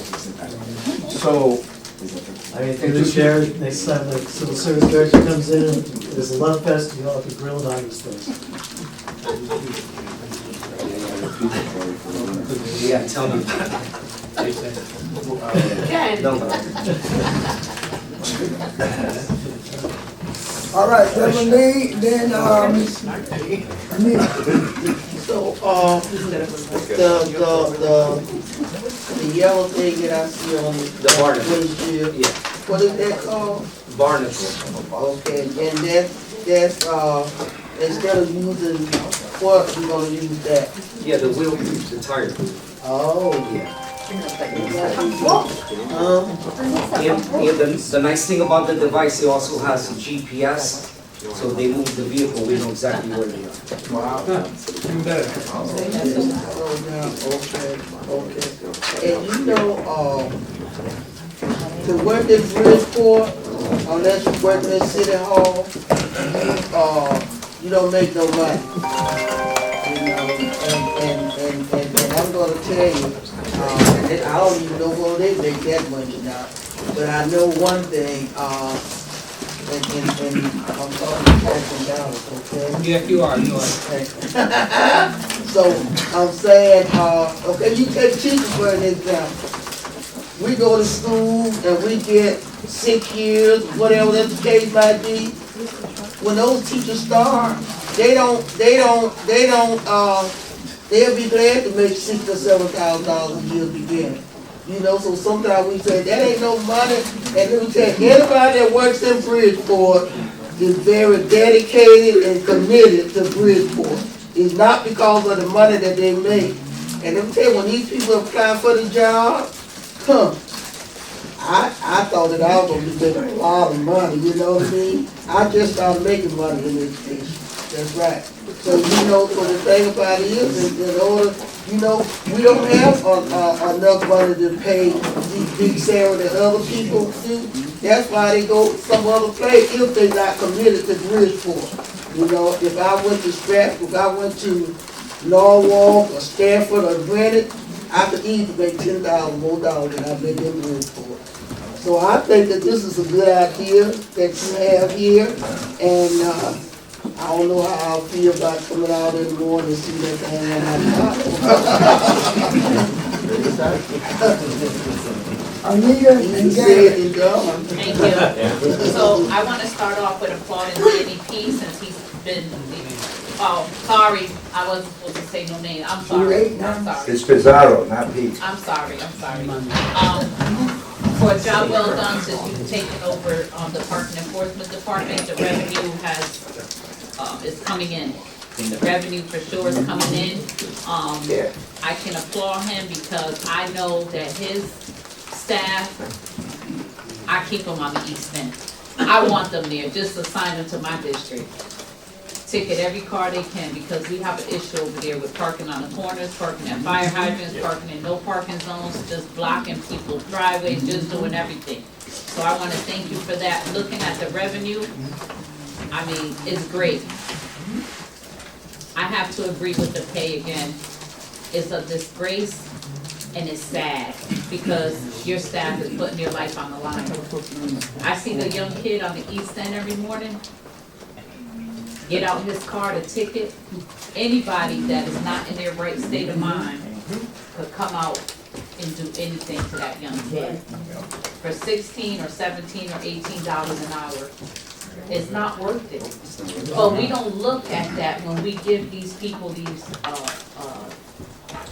opportunities. We don't look at the danger of the job that they're doing on a day-to-day basis. Even putting a boot on somebody's car. Even putting a boot on somebody's car, especially a person that has to leave to go to work and you're putting that boot on their windshield.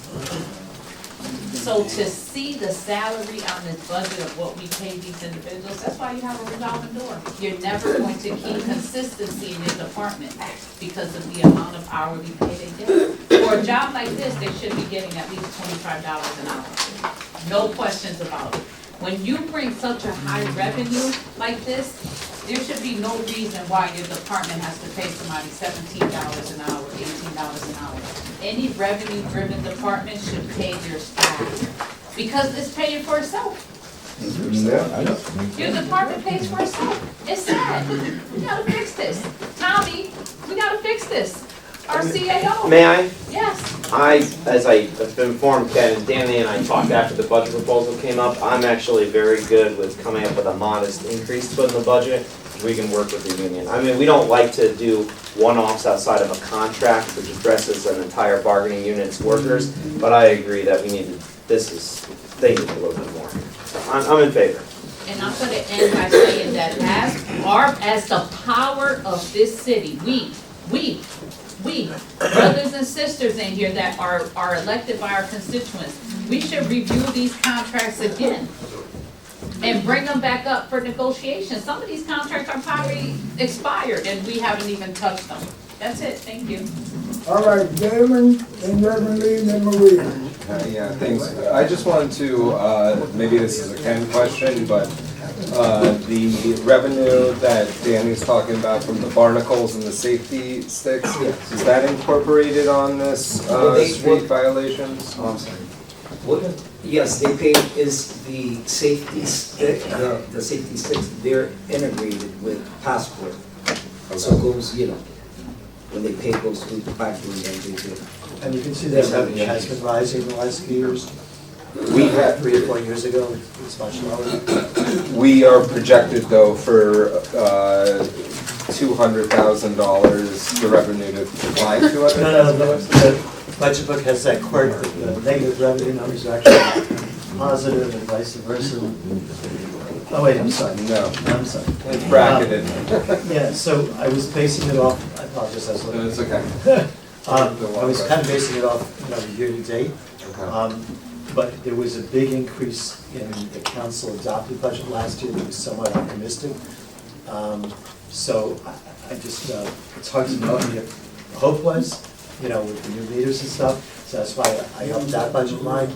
But the violation level, was popped up last year when, if you recall, somebody on the budget committee at the end of the year, we just jacked it up the last day to try to match the budget out and balance it, but it was a wish list number, which hasn't been realized. Okay, so, all right. But it's still up though from 2 years ago. Whether it was like $1,000,001, $1,000,002 a year. Now it's running $1,000,004, $1,000,005 a year, so it's a It's been a big Yeah, increase. definitely. And then with these barnacles, what's the price for them? Okay, so for instance, on the 3 barnacles, we paid $3,000 not for each, so $9,000 cost us for the year. How many of those would you ideally want?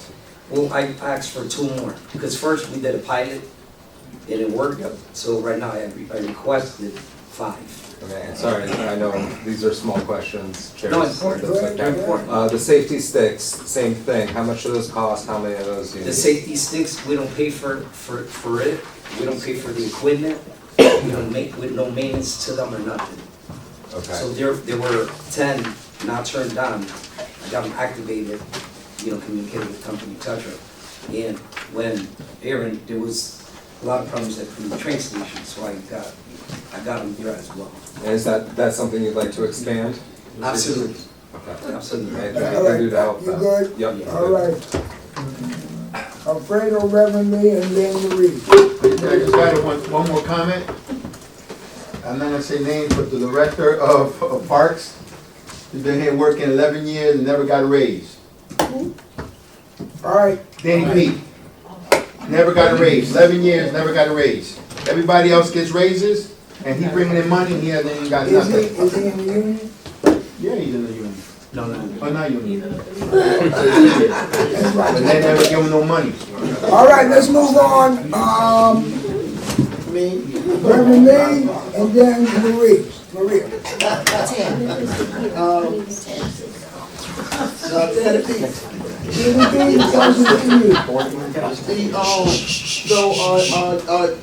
Like if a car is standing on the side of the road or wherever, on my street, do you deal with that car too? I know that's police car. If there's a car that's, we know there's a bandit, we'll give them a citation. Yes. How long does that citation last? Forever until you pay. I'm talking about until you go. Yeah. No, okay. I'm talking about, okay, I'll give you an example. It's nice Mercedes-Benz in my district. Yes. I wish it was mine. And it was, it has been there for I don't know how long. It got 2 citations on it. So, what I'm saying is, how long? Correct, okay. So I believe the old city ordinance from years ago, I believe was $100, which we gotta fix. When would you all move it? We go with, we wait for $400. Once it reach $400, then. That's what I was asking. Then we'll put the barnacle, and then you have to wait 24 hours before you get a tow truck. Okay, that's what I was asking. Thank you. And then, we went, we do 400 because one citation's $150. Yeah. So it makes no sense. Yeah, that's the question that I was asking. Correct. Okay, Alfredo, and then Maria. Alfredo, you want to ask a question? No, not ready. I already answered. Maria? So, Danny, there's 3 of these gadgets, this yellow Yes. gadget? The barnacle, sorry. No, you do. Okay, so now, and then the sticks is a 16. stick? There's 16 of them, only in downtown, only in the downtown area. Okay, and that takes pictures? It takes photos of your license plate after 5 minutes. So, and then that is on the barnacle? No. So that QR code, no, the QR code. Oh, you're talking about the QR code, right? That right Yeah, there? that. Okay. No, that right there, It's on the barnacle? no. There is a QR code in the barnacle as well to pay for your citation. Okay, and it's yellow? Is yellow. So if there's a barnacle on your windshield and you see a ticket, you read it, and there's all the information on the barnacle itself. But is that barnacle given if I get a ticket, or is it because I didn't pay my tax? You didn't pay taxes, they use the other, which their car is always getting taken every night. I get emails every night, so So when, after $400, Okay. after $400, then we'll put the barnacle. If I don't pay my If tickets, you don't pay your citation. after $400, Correct. I get a barnacle. Correct. I think I'm gonna stop paying my tickets, so I get a barnacle. What do you think I could drive off? All right. Jeanette Really good passenger. wants to speak and ask some questions, our council president. Thank you, Ernie, because I waited to say. I thought you were saying hello. Let's talk about, yeah, no, it wasn't. We're talking about salaries, and I'm glad we are. People in our city are living in their cars, salaries are so low. Let's look at the unaffiliated lists, because people are saying other things get raises. Look at the unaffiliated list. And that list shows raises every year. That's right. So let's look at those numbers first. Because they go under the supervisor's union contract. That's what we've been complaining about. So we need to do that salary, yes. Contract negotiation opens every 4 years on all contracts, and some are in negotiations now. So let's pay attention to those contracts. And let's add, if you think our salaries need to be raised up, it's your opportunity to say, you know what, we can give them another percent. That's where we have to, that's all I need to say. All right, thank you. Ms. Nelson. With regards to the salaries, so for full-time staff, I would like some clarification. So all full-time staff within your department are unionized, right? They're in the union. That's correct. So then I would assume then there's an automatic COLA to increase their pay, like, let's say, like every quarterly or every That would be 6 months. That would be through the union negotiation. We gotta see if it's 2%, 3%, whatever, a negotiation lays out. So how often would you say approximately they receive, your unionized staff receive COLAs? So through the chair, yes, there's an annual COLA that the contract that you all approved allows for. They also receive up to 5 steps in addition to the COLAs. So the starting salary is very low, it does improve, but this is still one of the lower classifications in terms of average salary, no question about it. But yes, they don't stay at that low rate. They do increase up over the first 5 years. But it's still, it's not what some of the mid-level people, what other people are making in maintainer jobs, or senior maintainer jobs. But again, the contract is reviewed by the council 3 months ago. I apologize, I wasn't at those meetings, I don't know why. I wish, some of these issues had come up during negotiations, I don't know why they didn't.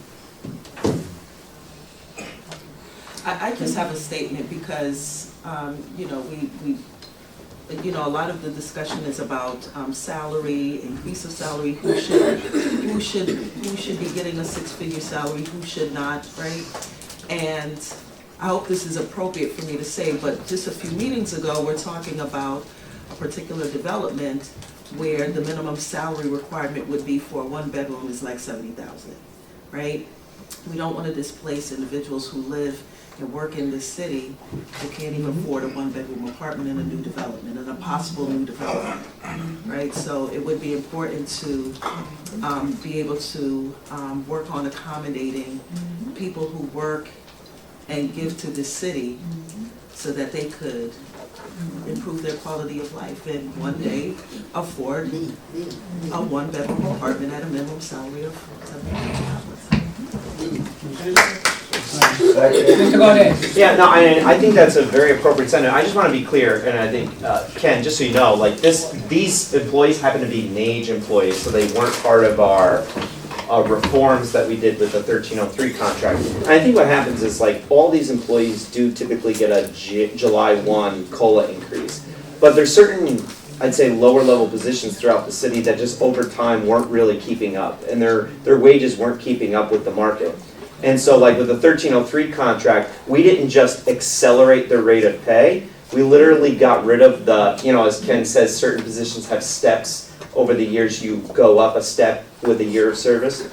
We actually got rid of the bottom 2 steps for most positions in public facilities for that very reason, that the starting pay was just way too low. And so I think every once in a while, as you do a union contract, you need a reset. You need to look at those positions and say, does this starting salary make sense? And I think what Danny P is trying to say is, for these positions, it just doesn't anymore. And we just haven't addressed that because the NAGE contract is still in effect right now, hasn't come up for renewal. So we have to do something special here, whereas 1303 was out of contract, we were negotiating, so we were able to recognize this problem and fix it. So I think we can do that with your help. Thank you. Yeah. Okay? Yes. Any more questions? All right. Next. Next department. Good done, Danny. Good job, Dan. Good job, Danny.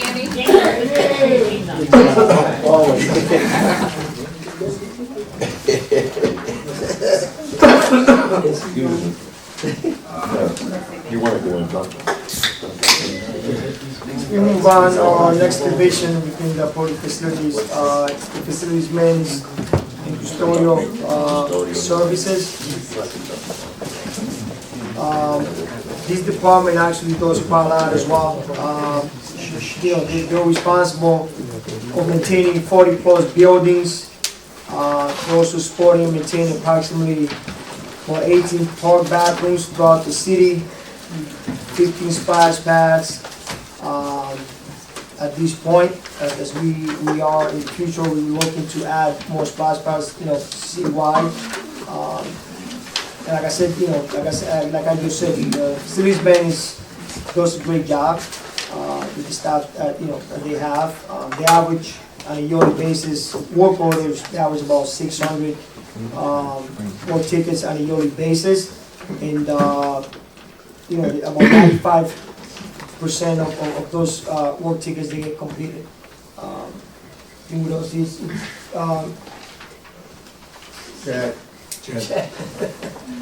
Boy, yeah, If you guys have any questions. Oh, boy, you too young now to see him on it. You too young for that. By the way, through the chair, it's page 266, 267. For those that follow. I know where you're finding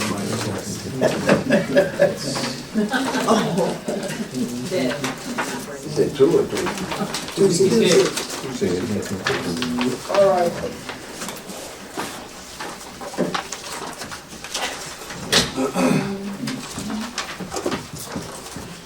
Any questions? All right, Jack. You guys have any questions? Any questions to them? Through the chair, it's okay, like, I mentioned one that maybe Jen and Louis, and actually Joe, not that I should mention names, but there is an issue about the roof and the need for some work. And, it's maintenance, so I don't know if they want to mention it too or not. Well, you're referring to the annex rooftop, to the annex roof, right, the parking deck? I've been addressing this roof for 10 years now. And this roof has had its challenges, and maintenance and our masons have been doing the best they could to patch. You got potholes in the roads, we got these potholes on this roof. It's a concrete roof, it's a 2-layer slab, and this year was extremely, the worst year we've had. Typically up there you probably get a pothole or 1 to 2 inches. We have them to where they're about 6 inches. Now that's a structural issue. So right now, Jed and I, we assessed the roof and went to Ken and took to Louis and Aaron. We need to do an emergency assessment of this roof.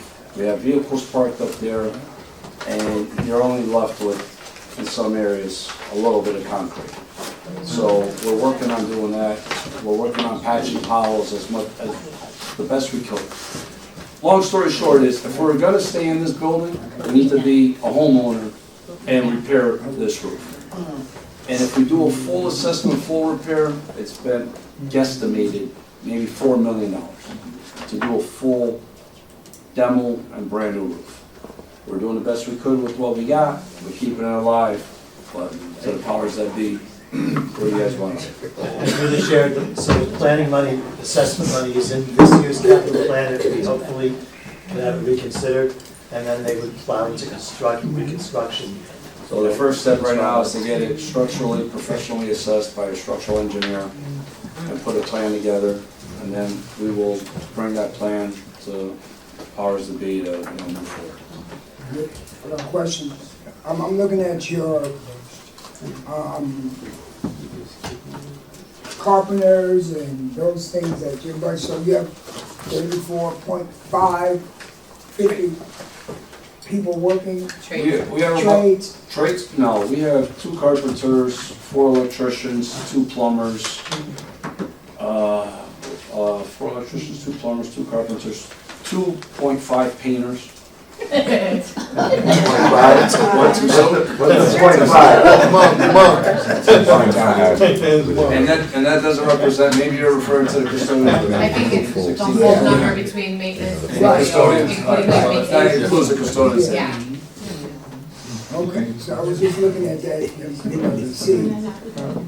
I agree with you that roof, we don't want what happened 30-something years ago with that Albion.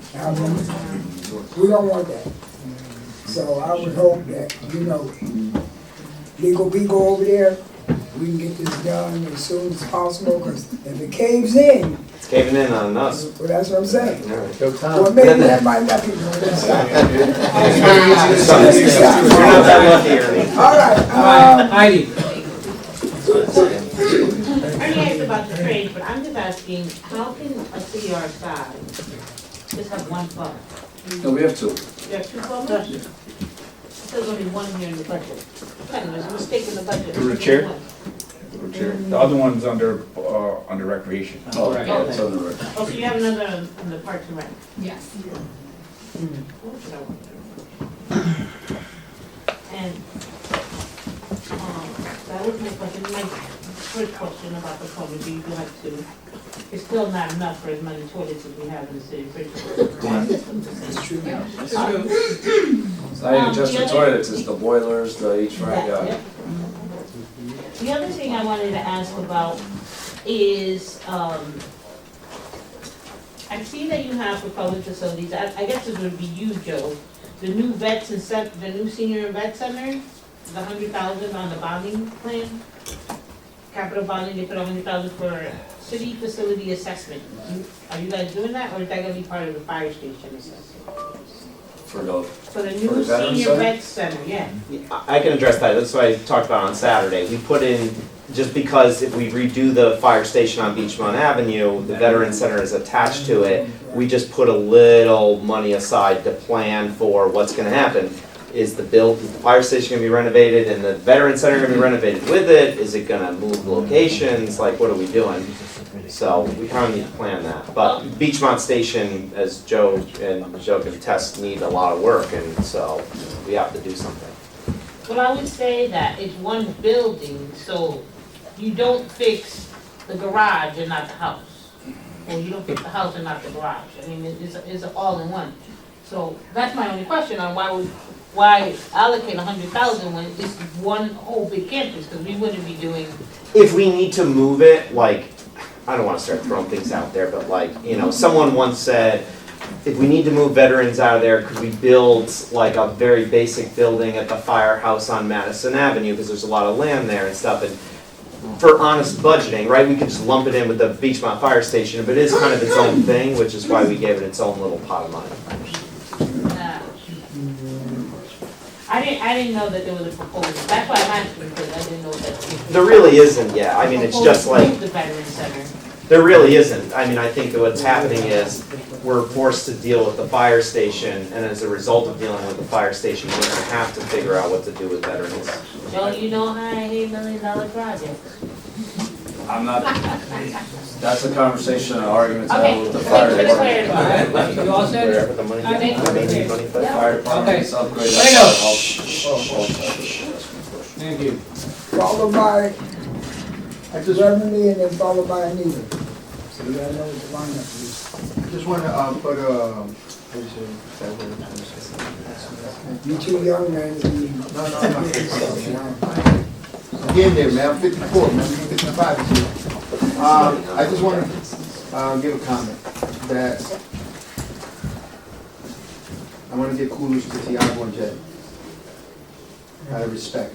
You guys, they're utilizing their manpower, the unions. This building, the heating system, air conditioning, somebody did it and left it, and they were cold. Jed and Tiago, they found the problem, they never connected it. That system upstairs, Jed came and put a new one in here. Tiago and Jed are doing a good job on what they have. And they're using that you seen our room for the budget? Jed and Tiago, they did that. And they were gonna go out for bid, because everything was bidded out. And Jed's been using all those the plumbers, the electricians, the carpenters, and it came down, that was like a 20 grand, and they wanted, what, like 80 grand? So he's been saving the city money, but they need to be more equipped of what they need to get things done, because we're the worst landlord. We have a building across the street that needs a new roof that we could have fixed a long time ago. Now it's costing us $3 million.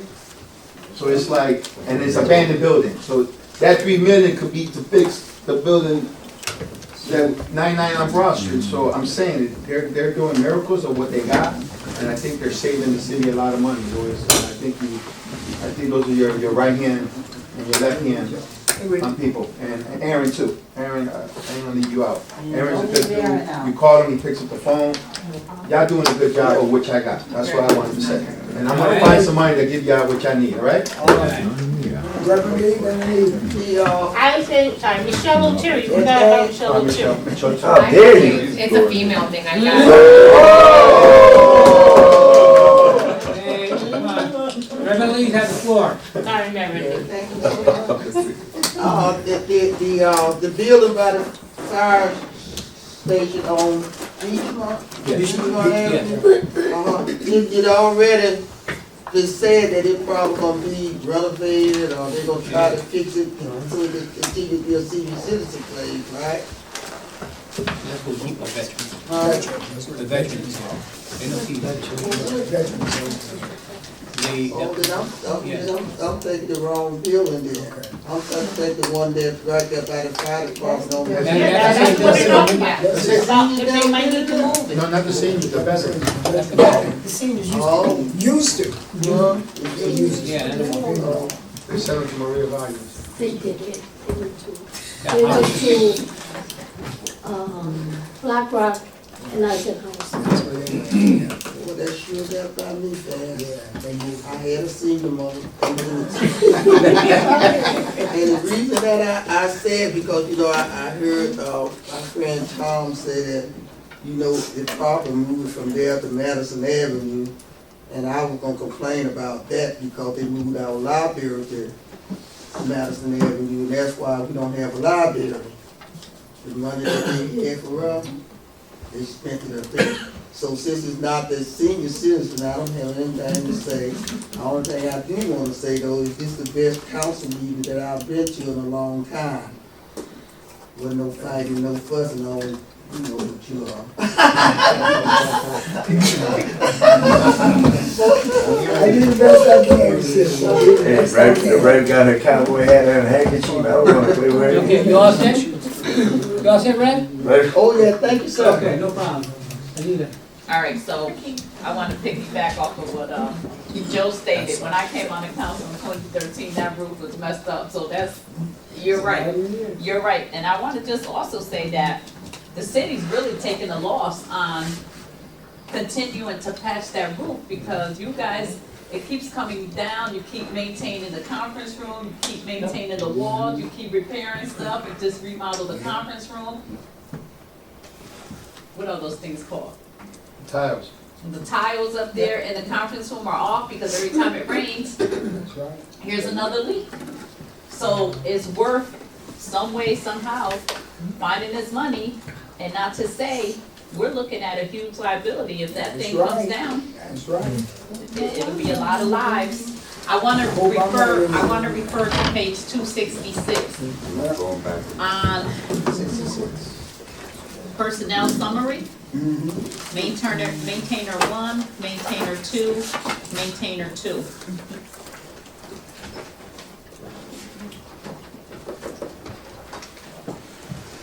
I'm looking at the salaries on there. The salaries are extremely low, and why only 112? Is that all that, you guys are budgeted for now, but you're in need of more?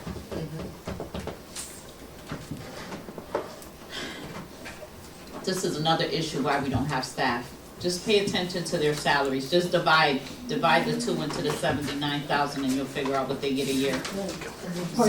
Seasonal maintainer grade 1, why was it not budgeted for 2026? It's a 0 salary, then if you go to 27, it's budgeted for $20,000.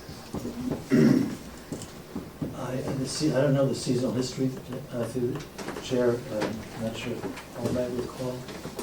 I believe that seasonal is kind of generic for when they need part-time help.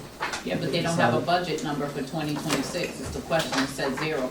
Yeah, they asked me, so through the chair, there are 3 divisions where the department asked for more funding for seasonals, and I tried to accommodate where I could, so this is some assistance for them when they have, the need for seasonal. So the need is for 2027, no need for 2026 is what you're saying?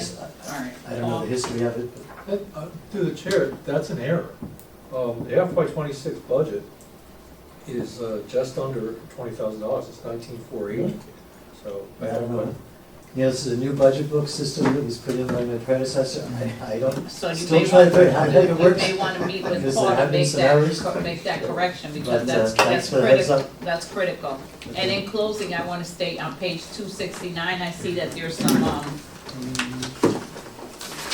56170, actually, no, I'm wrong, 56175, office equipment maintenance services. I don't know if it falls under that or if it will fall under 56180. But the public facilities department, that flooring needs to be upgraded. That flooring is disgusting, and every time I go in Aaron's office, I have a real bad allergic reaction. And I'm being serious. It's from his nasty, it's from the, no. Literally, all jokes aside, council members. Yes. Their office really needs to be uplifted. It does. I don't know where, Paul, you can sit with Ken to find some monies, Ken, but they need to pull that carpet. I mean, it's so old and filthy that you can smell like the, I'm not gonna say mold, but when it rains and you go in your office, you can smell. It smells sour. And no one should work under those conditions, and the rug is, all the way out. I don't know how you guys do it, but looking on here. That's the reason I lost my hair. I mean, we're joking on it, but this is a serious matter. This is a serious health issue, especially people that have breathing issues or asthma or something. I mean, that carpet is what's gotta go. That's all I have to say. Thank you. Michelle, I'm just gonna made up on this because we had a business in Stratford, and the man and the woman had to sell their business because the man got sick for not having the carpet taken care of. So maybe, it's not a big spot, so I mean, maybe we could put in the budget, because you do have people that are working there, and you're gonna pay more on medical bills than you're gonna do anything else. All right, So put it in the budget. under consideration, It's gonna cost you $200. we've already talked to Ken, and he's going to look for this slush fund that he don't tell us about. Yeah. All right, next one, is this the next department? No. Nope. We're leaving the best for last. I'll go through these real quick. Okay. This one is the transfer station. I don't know if there's any questions because of the transfer station, but I don't know if you guys visited the transfer station. Transfer station, the amount of traffic that's going through transportation has been decreased, and that's based on the city ordinance that was put in place that eliminated a lot of people doing their junkyards, side jobs, going to outside of the city of Bridgeport and bringing the trash to us. And that, we kind of, that's the ordinance, once it took place, it kind of eliminated a lot of that stuff. We have been trying to do some improvement in transportation. Still is there quite a lot. It's been well maintained. I think you guys are doing a good job over there. If you guys have any questions or any concerns, this would be the time to ask.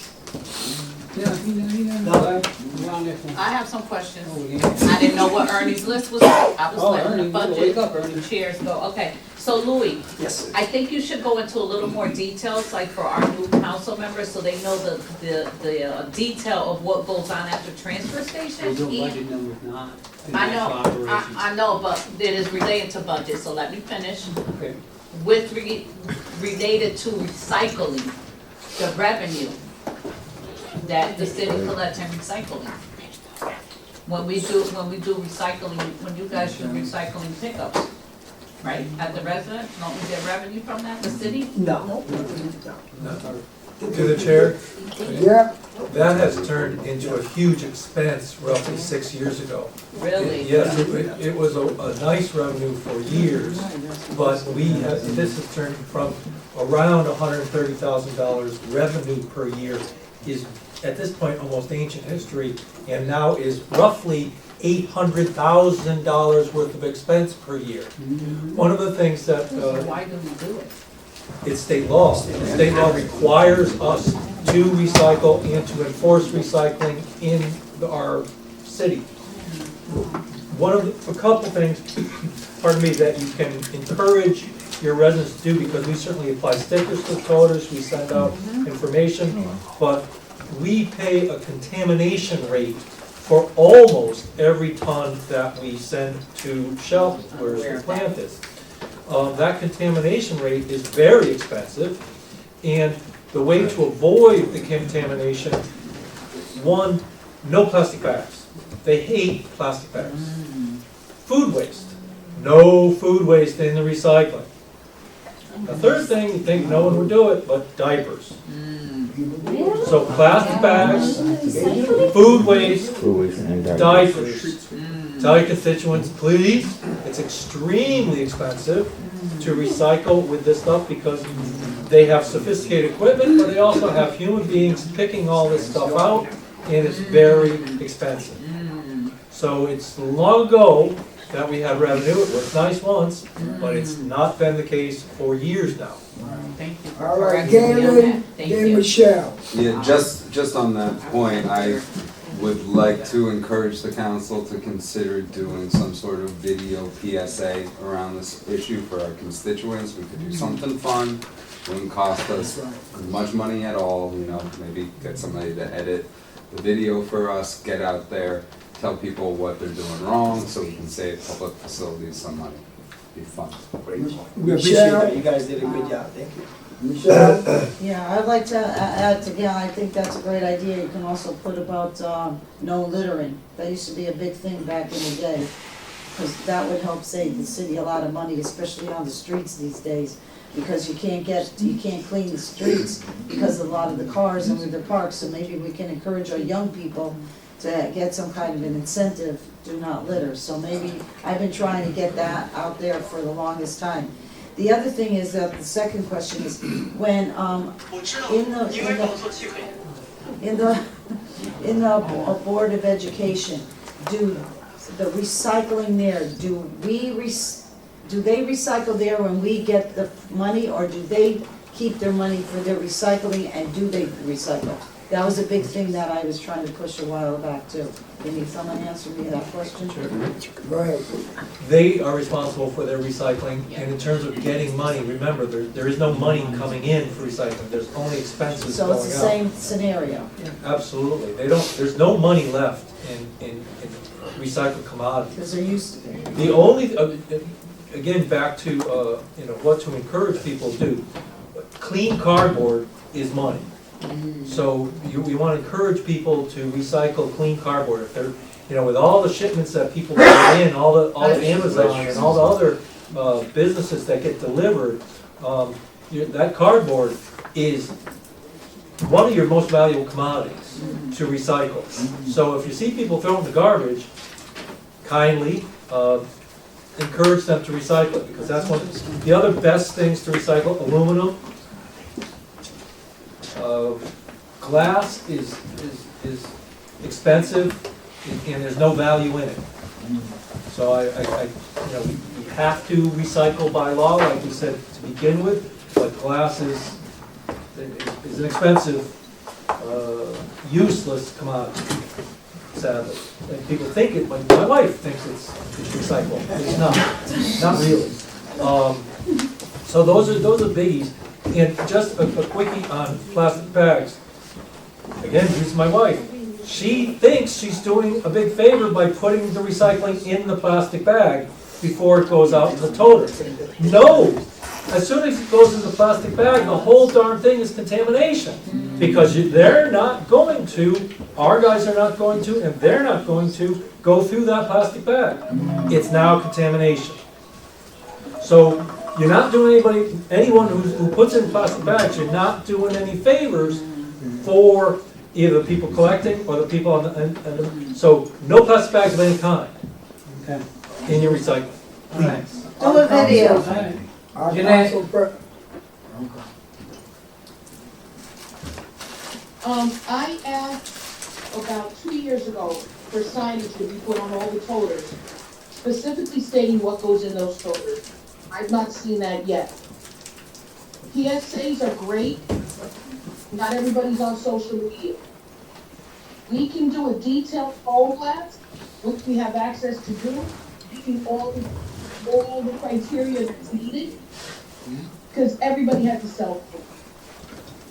But unless we do cover those toters up, every council person can get them, and we can put them to the garbage cans. I don't care. Either way, we need those signage on those. Thank you. We have, repeatedly. We've put no plastic bag.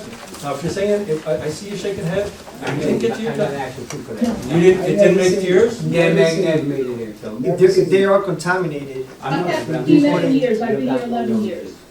Yeah, I've never seen it. I've never seen it. Oh, we spent thousands. Through the chair, we do have the stickers, we're just trying to figure out how to implement it. So currently, we have it where our sanitation is out there at 3 AM in the morning. So trying to get staff, like having the guys do it when they're trying to pick up recycling is not gonna happen. So what we gotta do is hire additional people to do it, which probably comes out of our seasonal. But we use seasonals for everything else. So it's a hard thing, because to put them, once this recycling guys go in the morning, like a 7 o'clock shift, people are bringing their recycling back in their yard, and we can't put them on private property. So it's gonna be where we gotta get people to sign up to come in at 3 AM, and that's a hard thing to do. So, we've been trying, we've been working. Reverend Lee. Ernie, Let you finish. Ernie, I have to interrupt a minute. You know, we have 20 council people. We get into our districts, we walk our districts. I've asked for those signage so I can put up code. If they're gonna be held in the office, they start to pay other people to do it. That's a problem. So, through the chair? Right here. So what we can do is we can provide, if you council people want stickers, you can swing by the office and we can give you guys rolls. And if you can help us do that, then we much appreciate it. So I'll make sure that we have stacks waiting for you guys, and then if that's one of the things you guys wanna do, then we'll provide them to you. Okay, thank you. Thank you. Heidi. I wanna kinda ask on, this is the line item you're talking about, refuse services, which was, last year, 915,000, you're looking at, is that the increase for this year, for FY 27? Well, it was $1 million last year, $1.1 million. You're looking at $1.2 million? Is that the same line? Yeah. Is that what we're talking about when you say that's what we're paying for? On page 291. Yeah, through the chair, Mr. Tina knows this one in detail, the big tipping fees and. Through the chair, this is really tip fees, primarily tip fees for solid waste we do cover some of our recycling there, but the recycling really is from a different line primarily, but I'm straining to pull recycling expenses from all over the place, quite frankly, because it's so high. So that also covers some of the other expenses of running the transfer station in terms of other things we dispose of there. So it's more than just solid waste tip fees, but it's primarily solid waste tip fees. So I guess my question is, thank you for clarity on that number. The second part to the question is, is the facility that we use to sell Shelton, is that sole source, or do we usually go to have a competitive bid contract where we can probably find somebody who may or may not be able to do it cheaper than Shelton? Is that a possibility? Sure. We, the city of Bridgeport, belong to a multi-town group Okay. that through the council has approved contracts, and then the multi-town group negotiates with whoever's available and puts out the bid whenever it's available. I don't think it comes as a surprise to anyone to learn that there's very little competition in the solid waste and recycling industry. So it's not as if we can leave one and go to the other easily. They have a way of carving territories up and not encouraging competition. My dad worked for a record. So then you're familiar? Yeah. So for the most part, we go to Shelton. We had a very good contract that we discussed a little while ago when that first opened, and they wanted to get us in there. But over the past several years, I've reported on every year how that contract has changed, and now it's a big expense. All right. You all set? Yeah, and just, do you know when that contract is up? Soon? We're in the middle of it. I don't think it's soon. I don't recall exactly when it's up, but we're in the middle of it, somewhere in the middle. And I do not want to give you any false hope that somehow there's some greater, better circumstance out there. There's not. Okay. Thank you. All right, Reverend Lee. Yeah, so, get back to the recycling. The plastic bag should not go in those blue bins, it should go in the regular bin. And as far as the, boxes are concerned, they can go in the blue bin, but they have to be clean. Clean carbonate's the best. That's a valuable commodity. If it's a little bit soiled or wet, it's still a recyclable commodity. But clean cardboard gets the most revenue. Not like a pizza box. Pizza boxes you can't put in there. Pizza boxes, use your judgment. If it's the meat lover special and it's all greasy, garbage.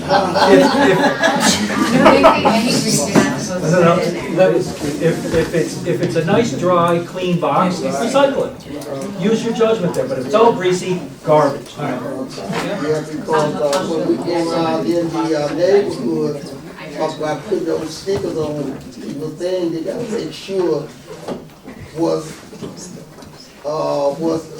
acceptable and was not acceptable, you know? And then, and I would like to say, one thing that I can say about our people that pick up our garbage, if you had the wrong thing in those blue bins, they leave it right there on the corner.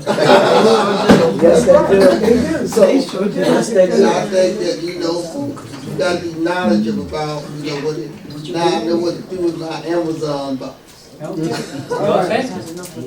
Okay, Nicole. I just wanted to share that just recently over the weekend, both Councilman Murray and I, we had our community forum where we discussed this in great detail about the recycle, and because I've spoken with these great individuals here about the concerns that I had, particularly on my side of the district regarding the use of recycling bins, because now we have many people who are from out of state, like New York, that never had bins before. I still call them bins, toters, right? Never had toters before because they would leave their bags out on the curb.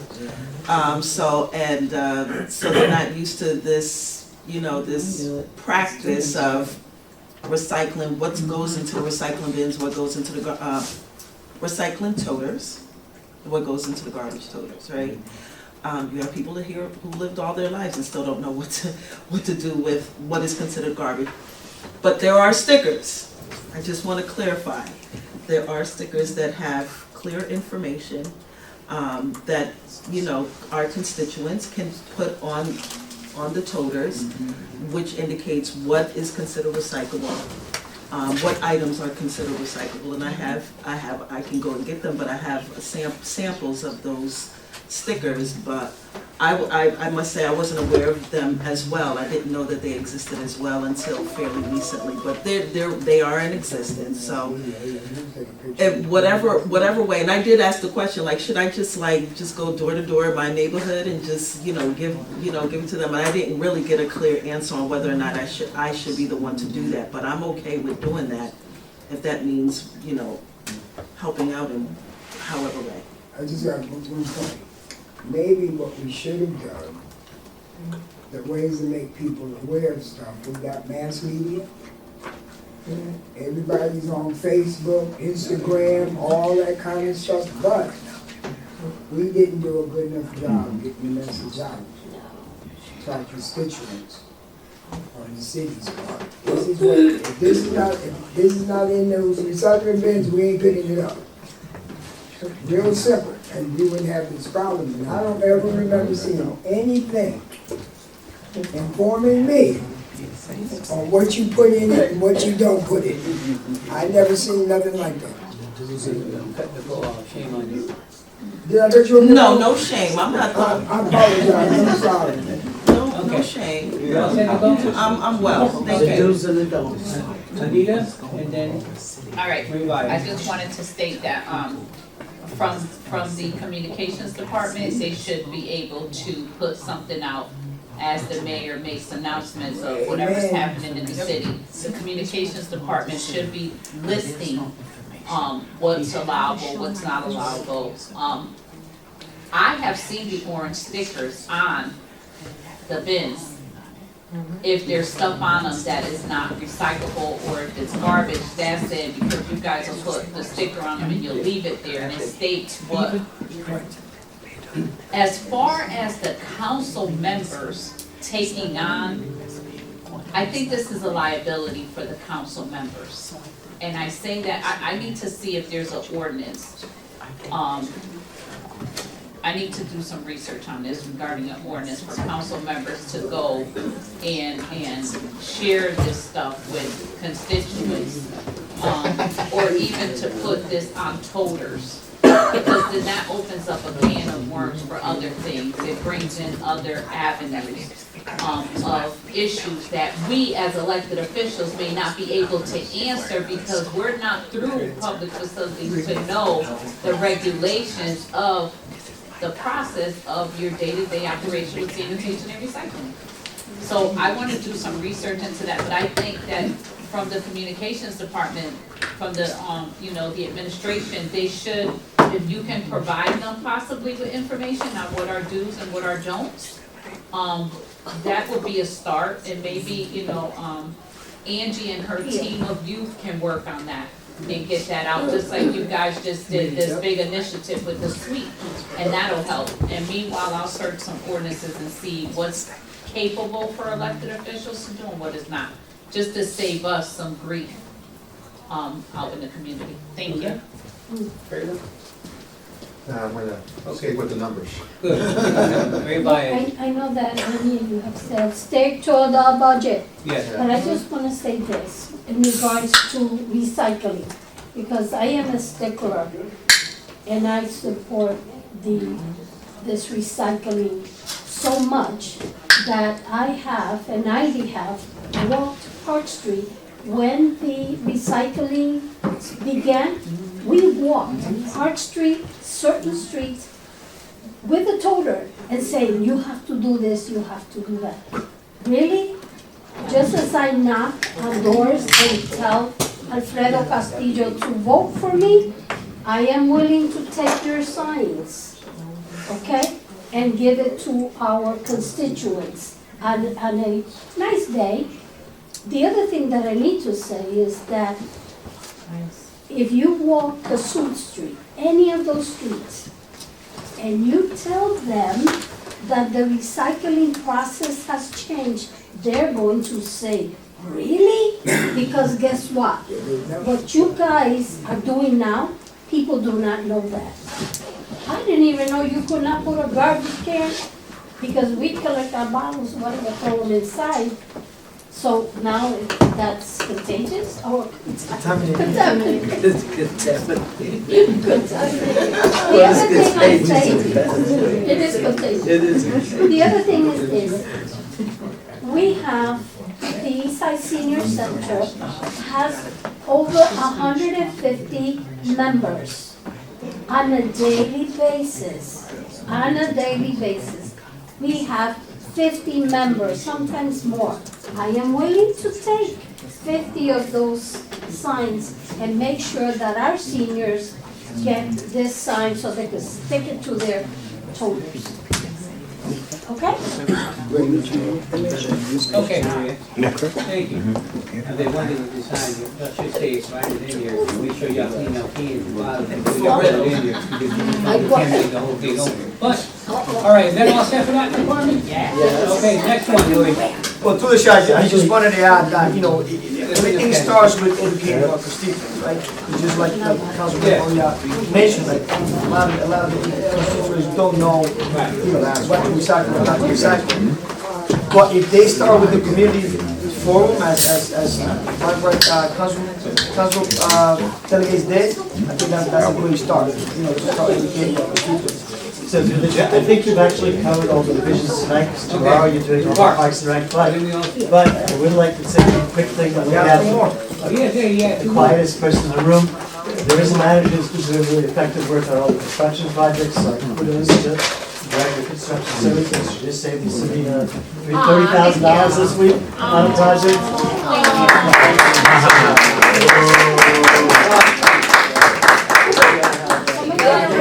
Okay. Okay. Is there any more? We all set? Can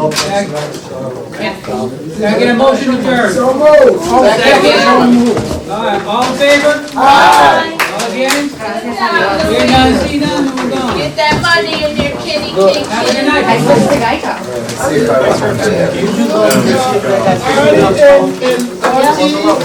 you very much, Brother Lee. And support.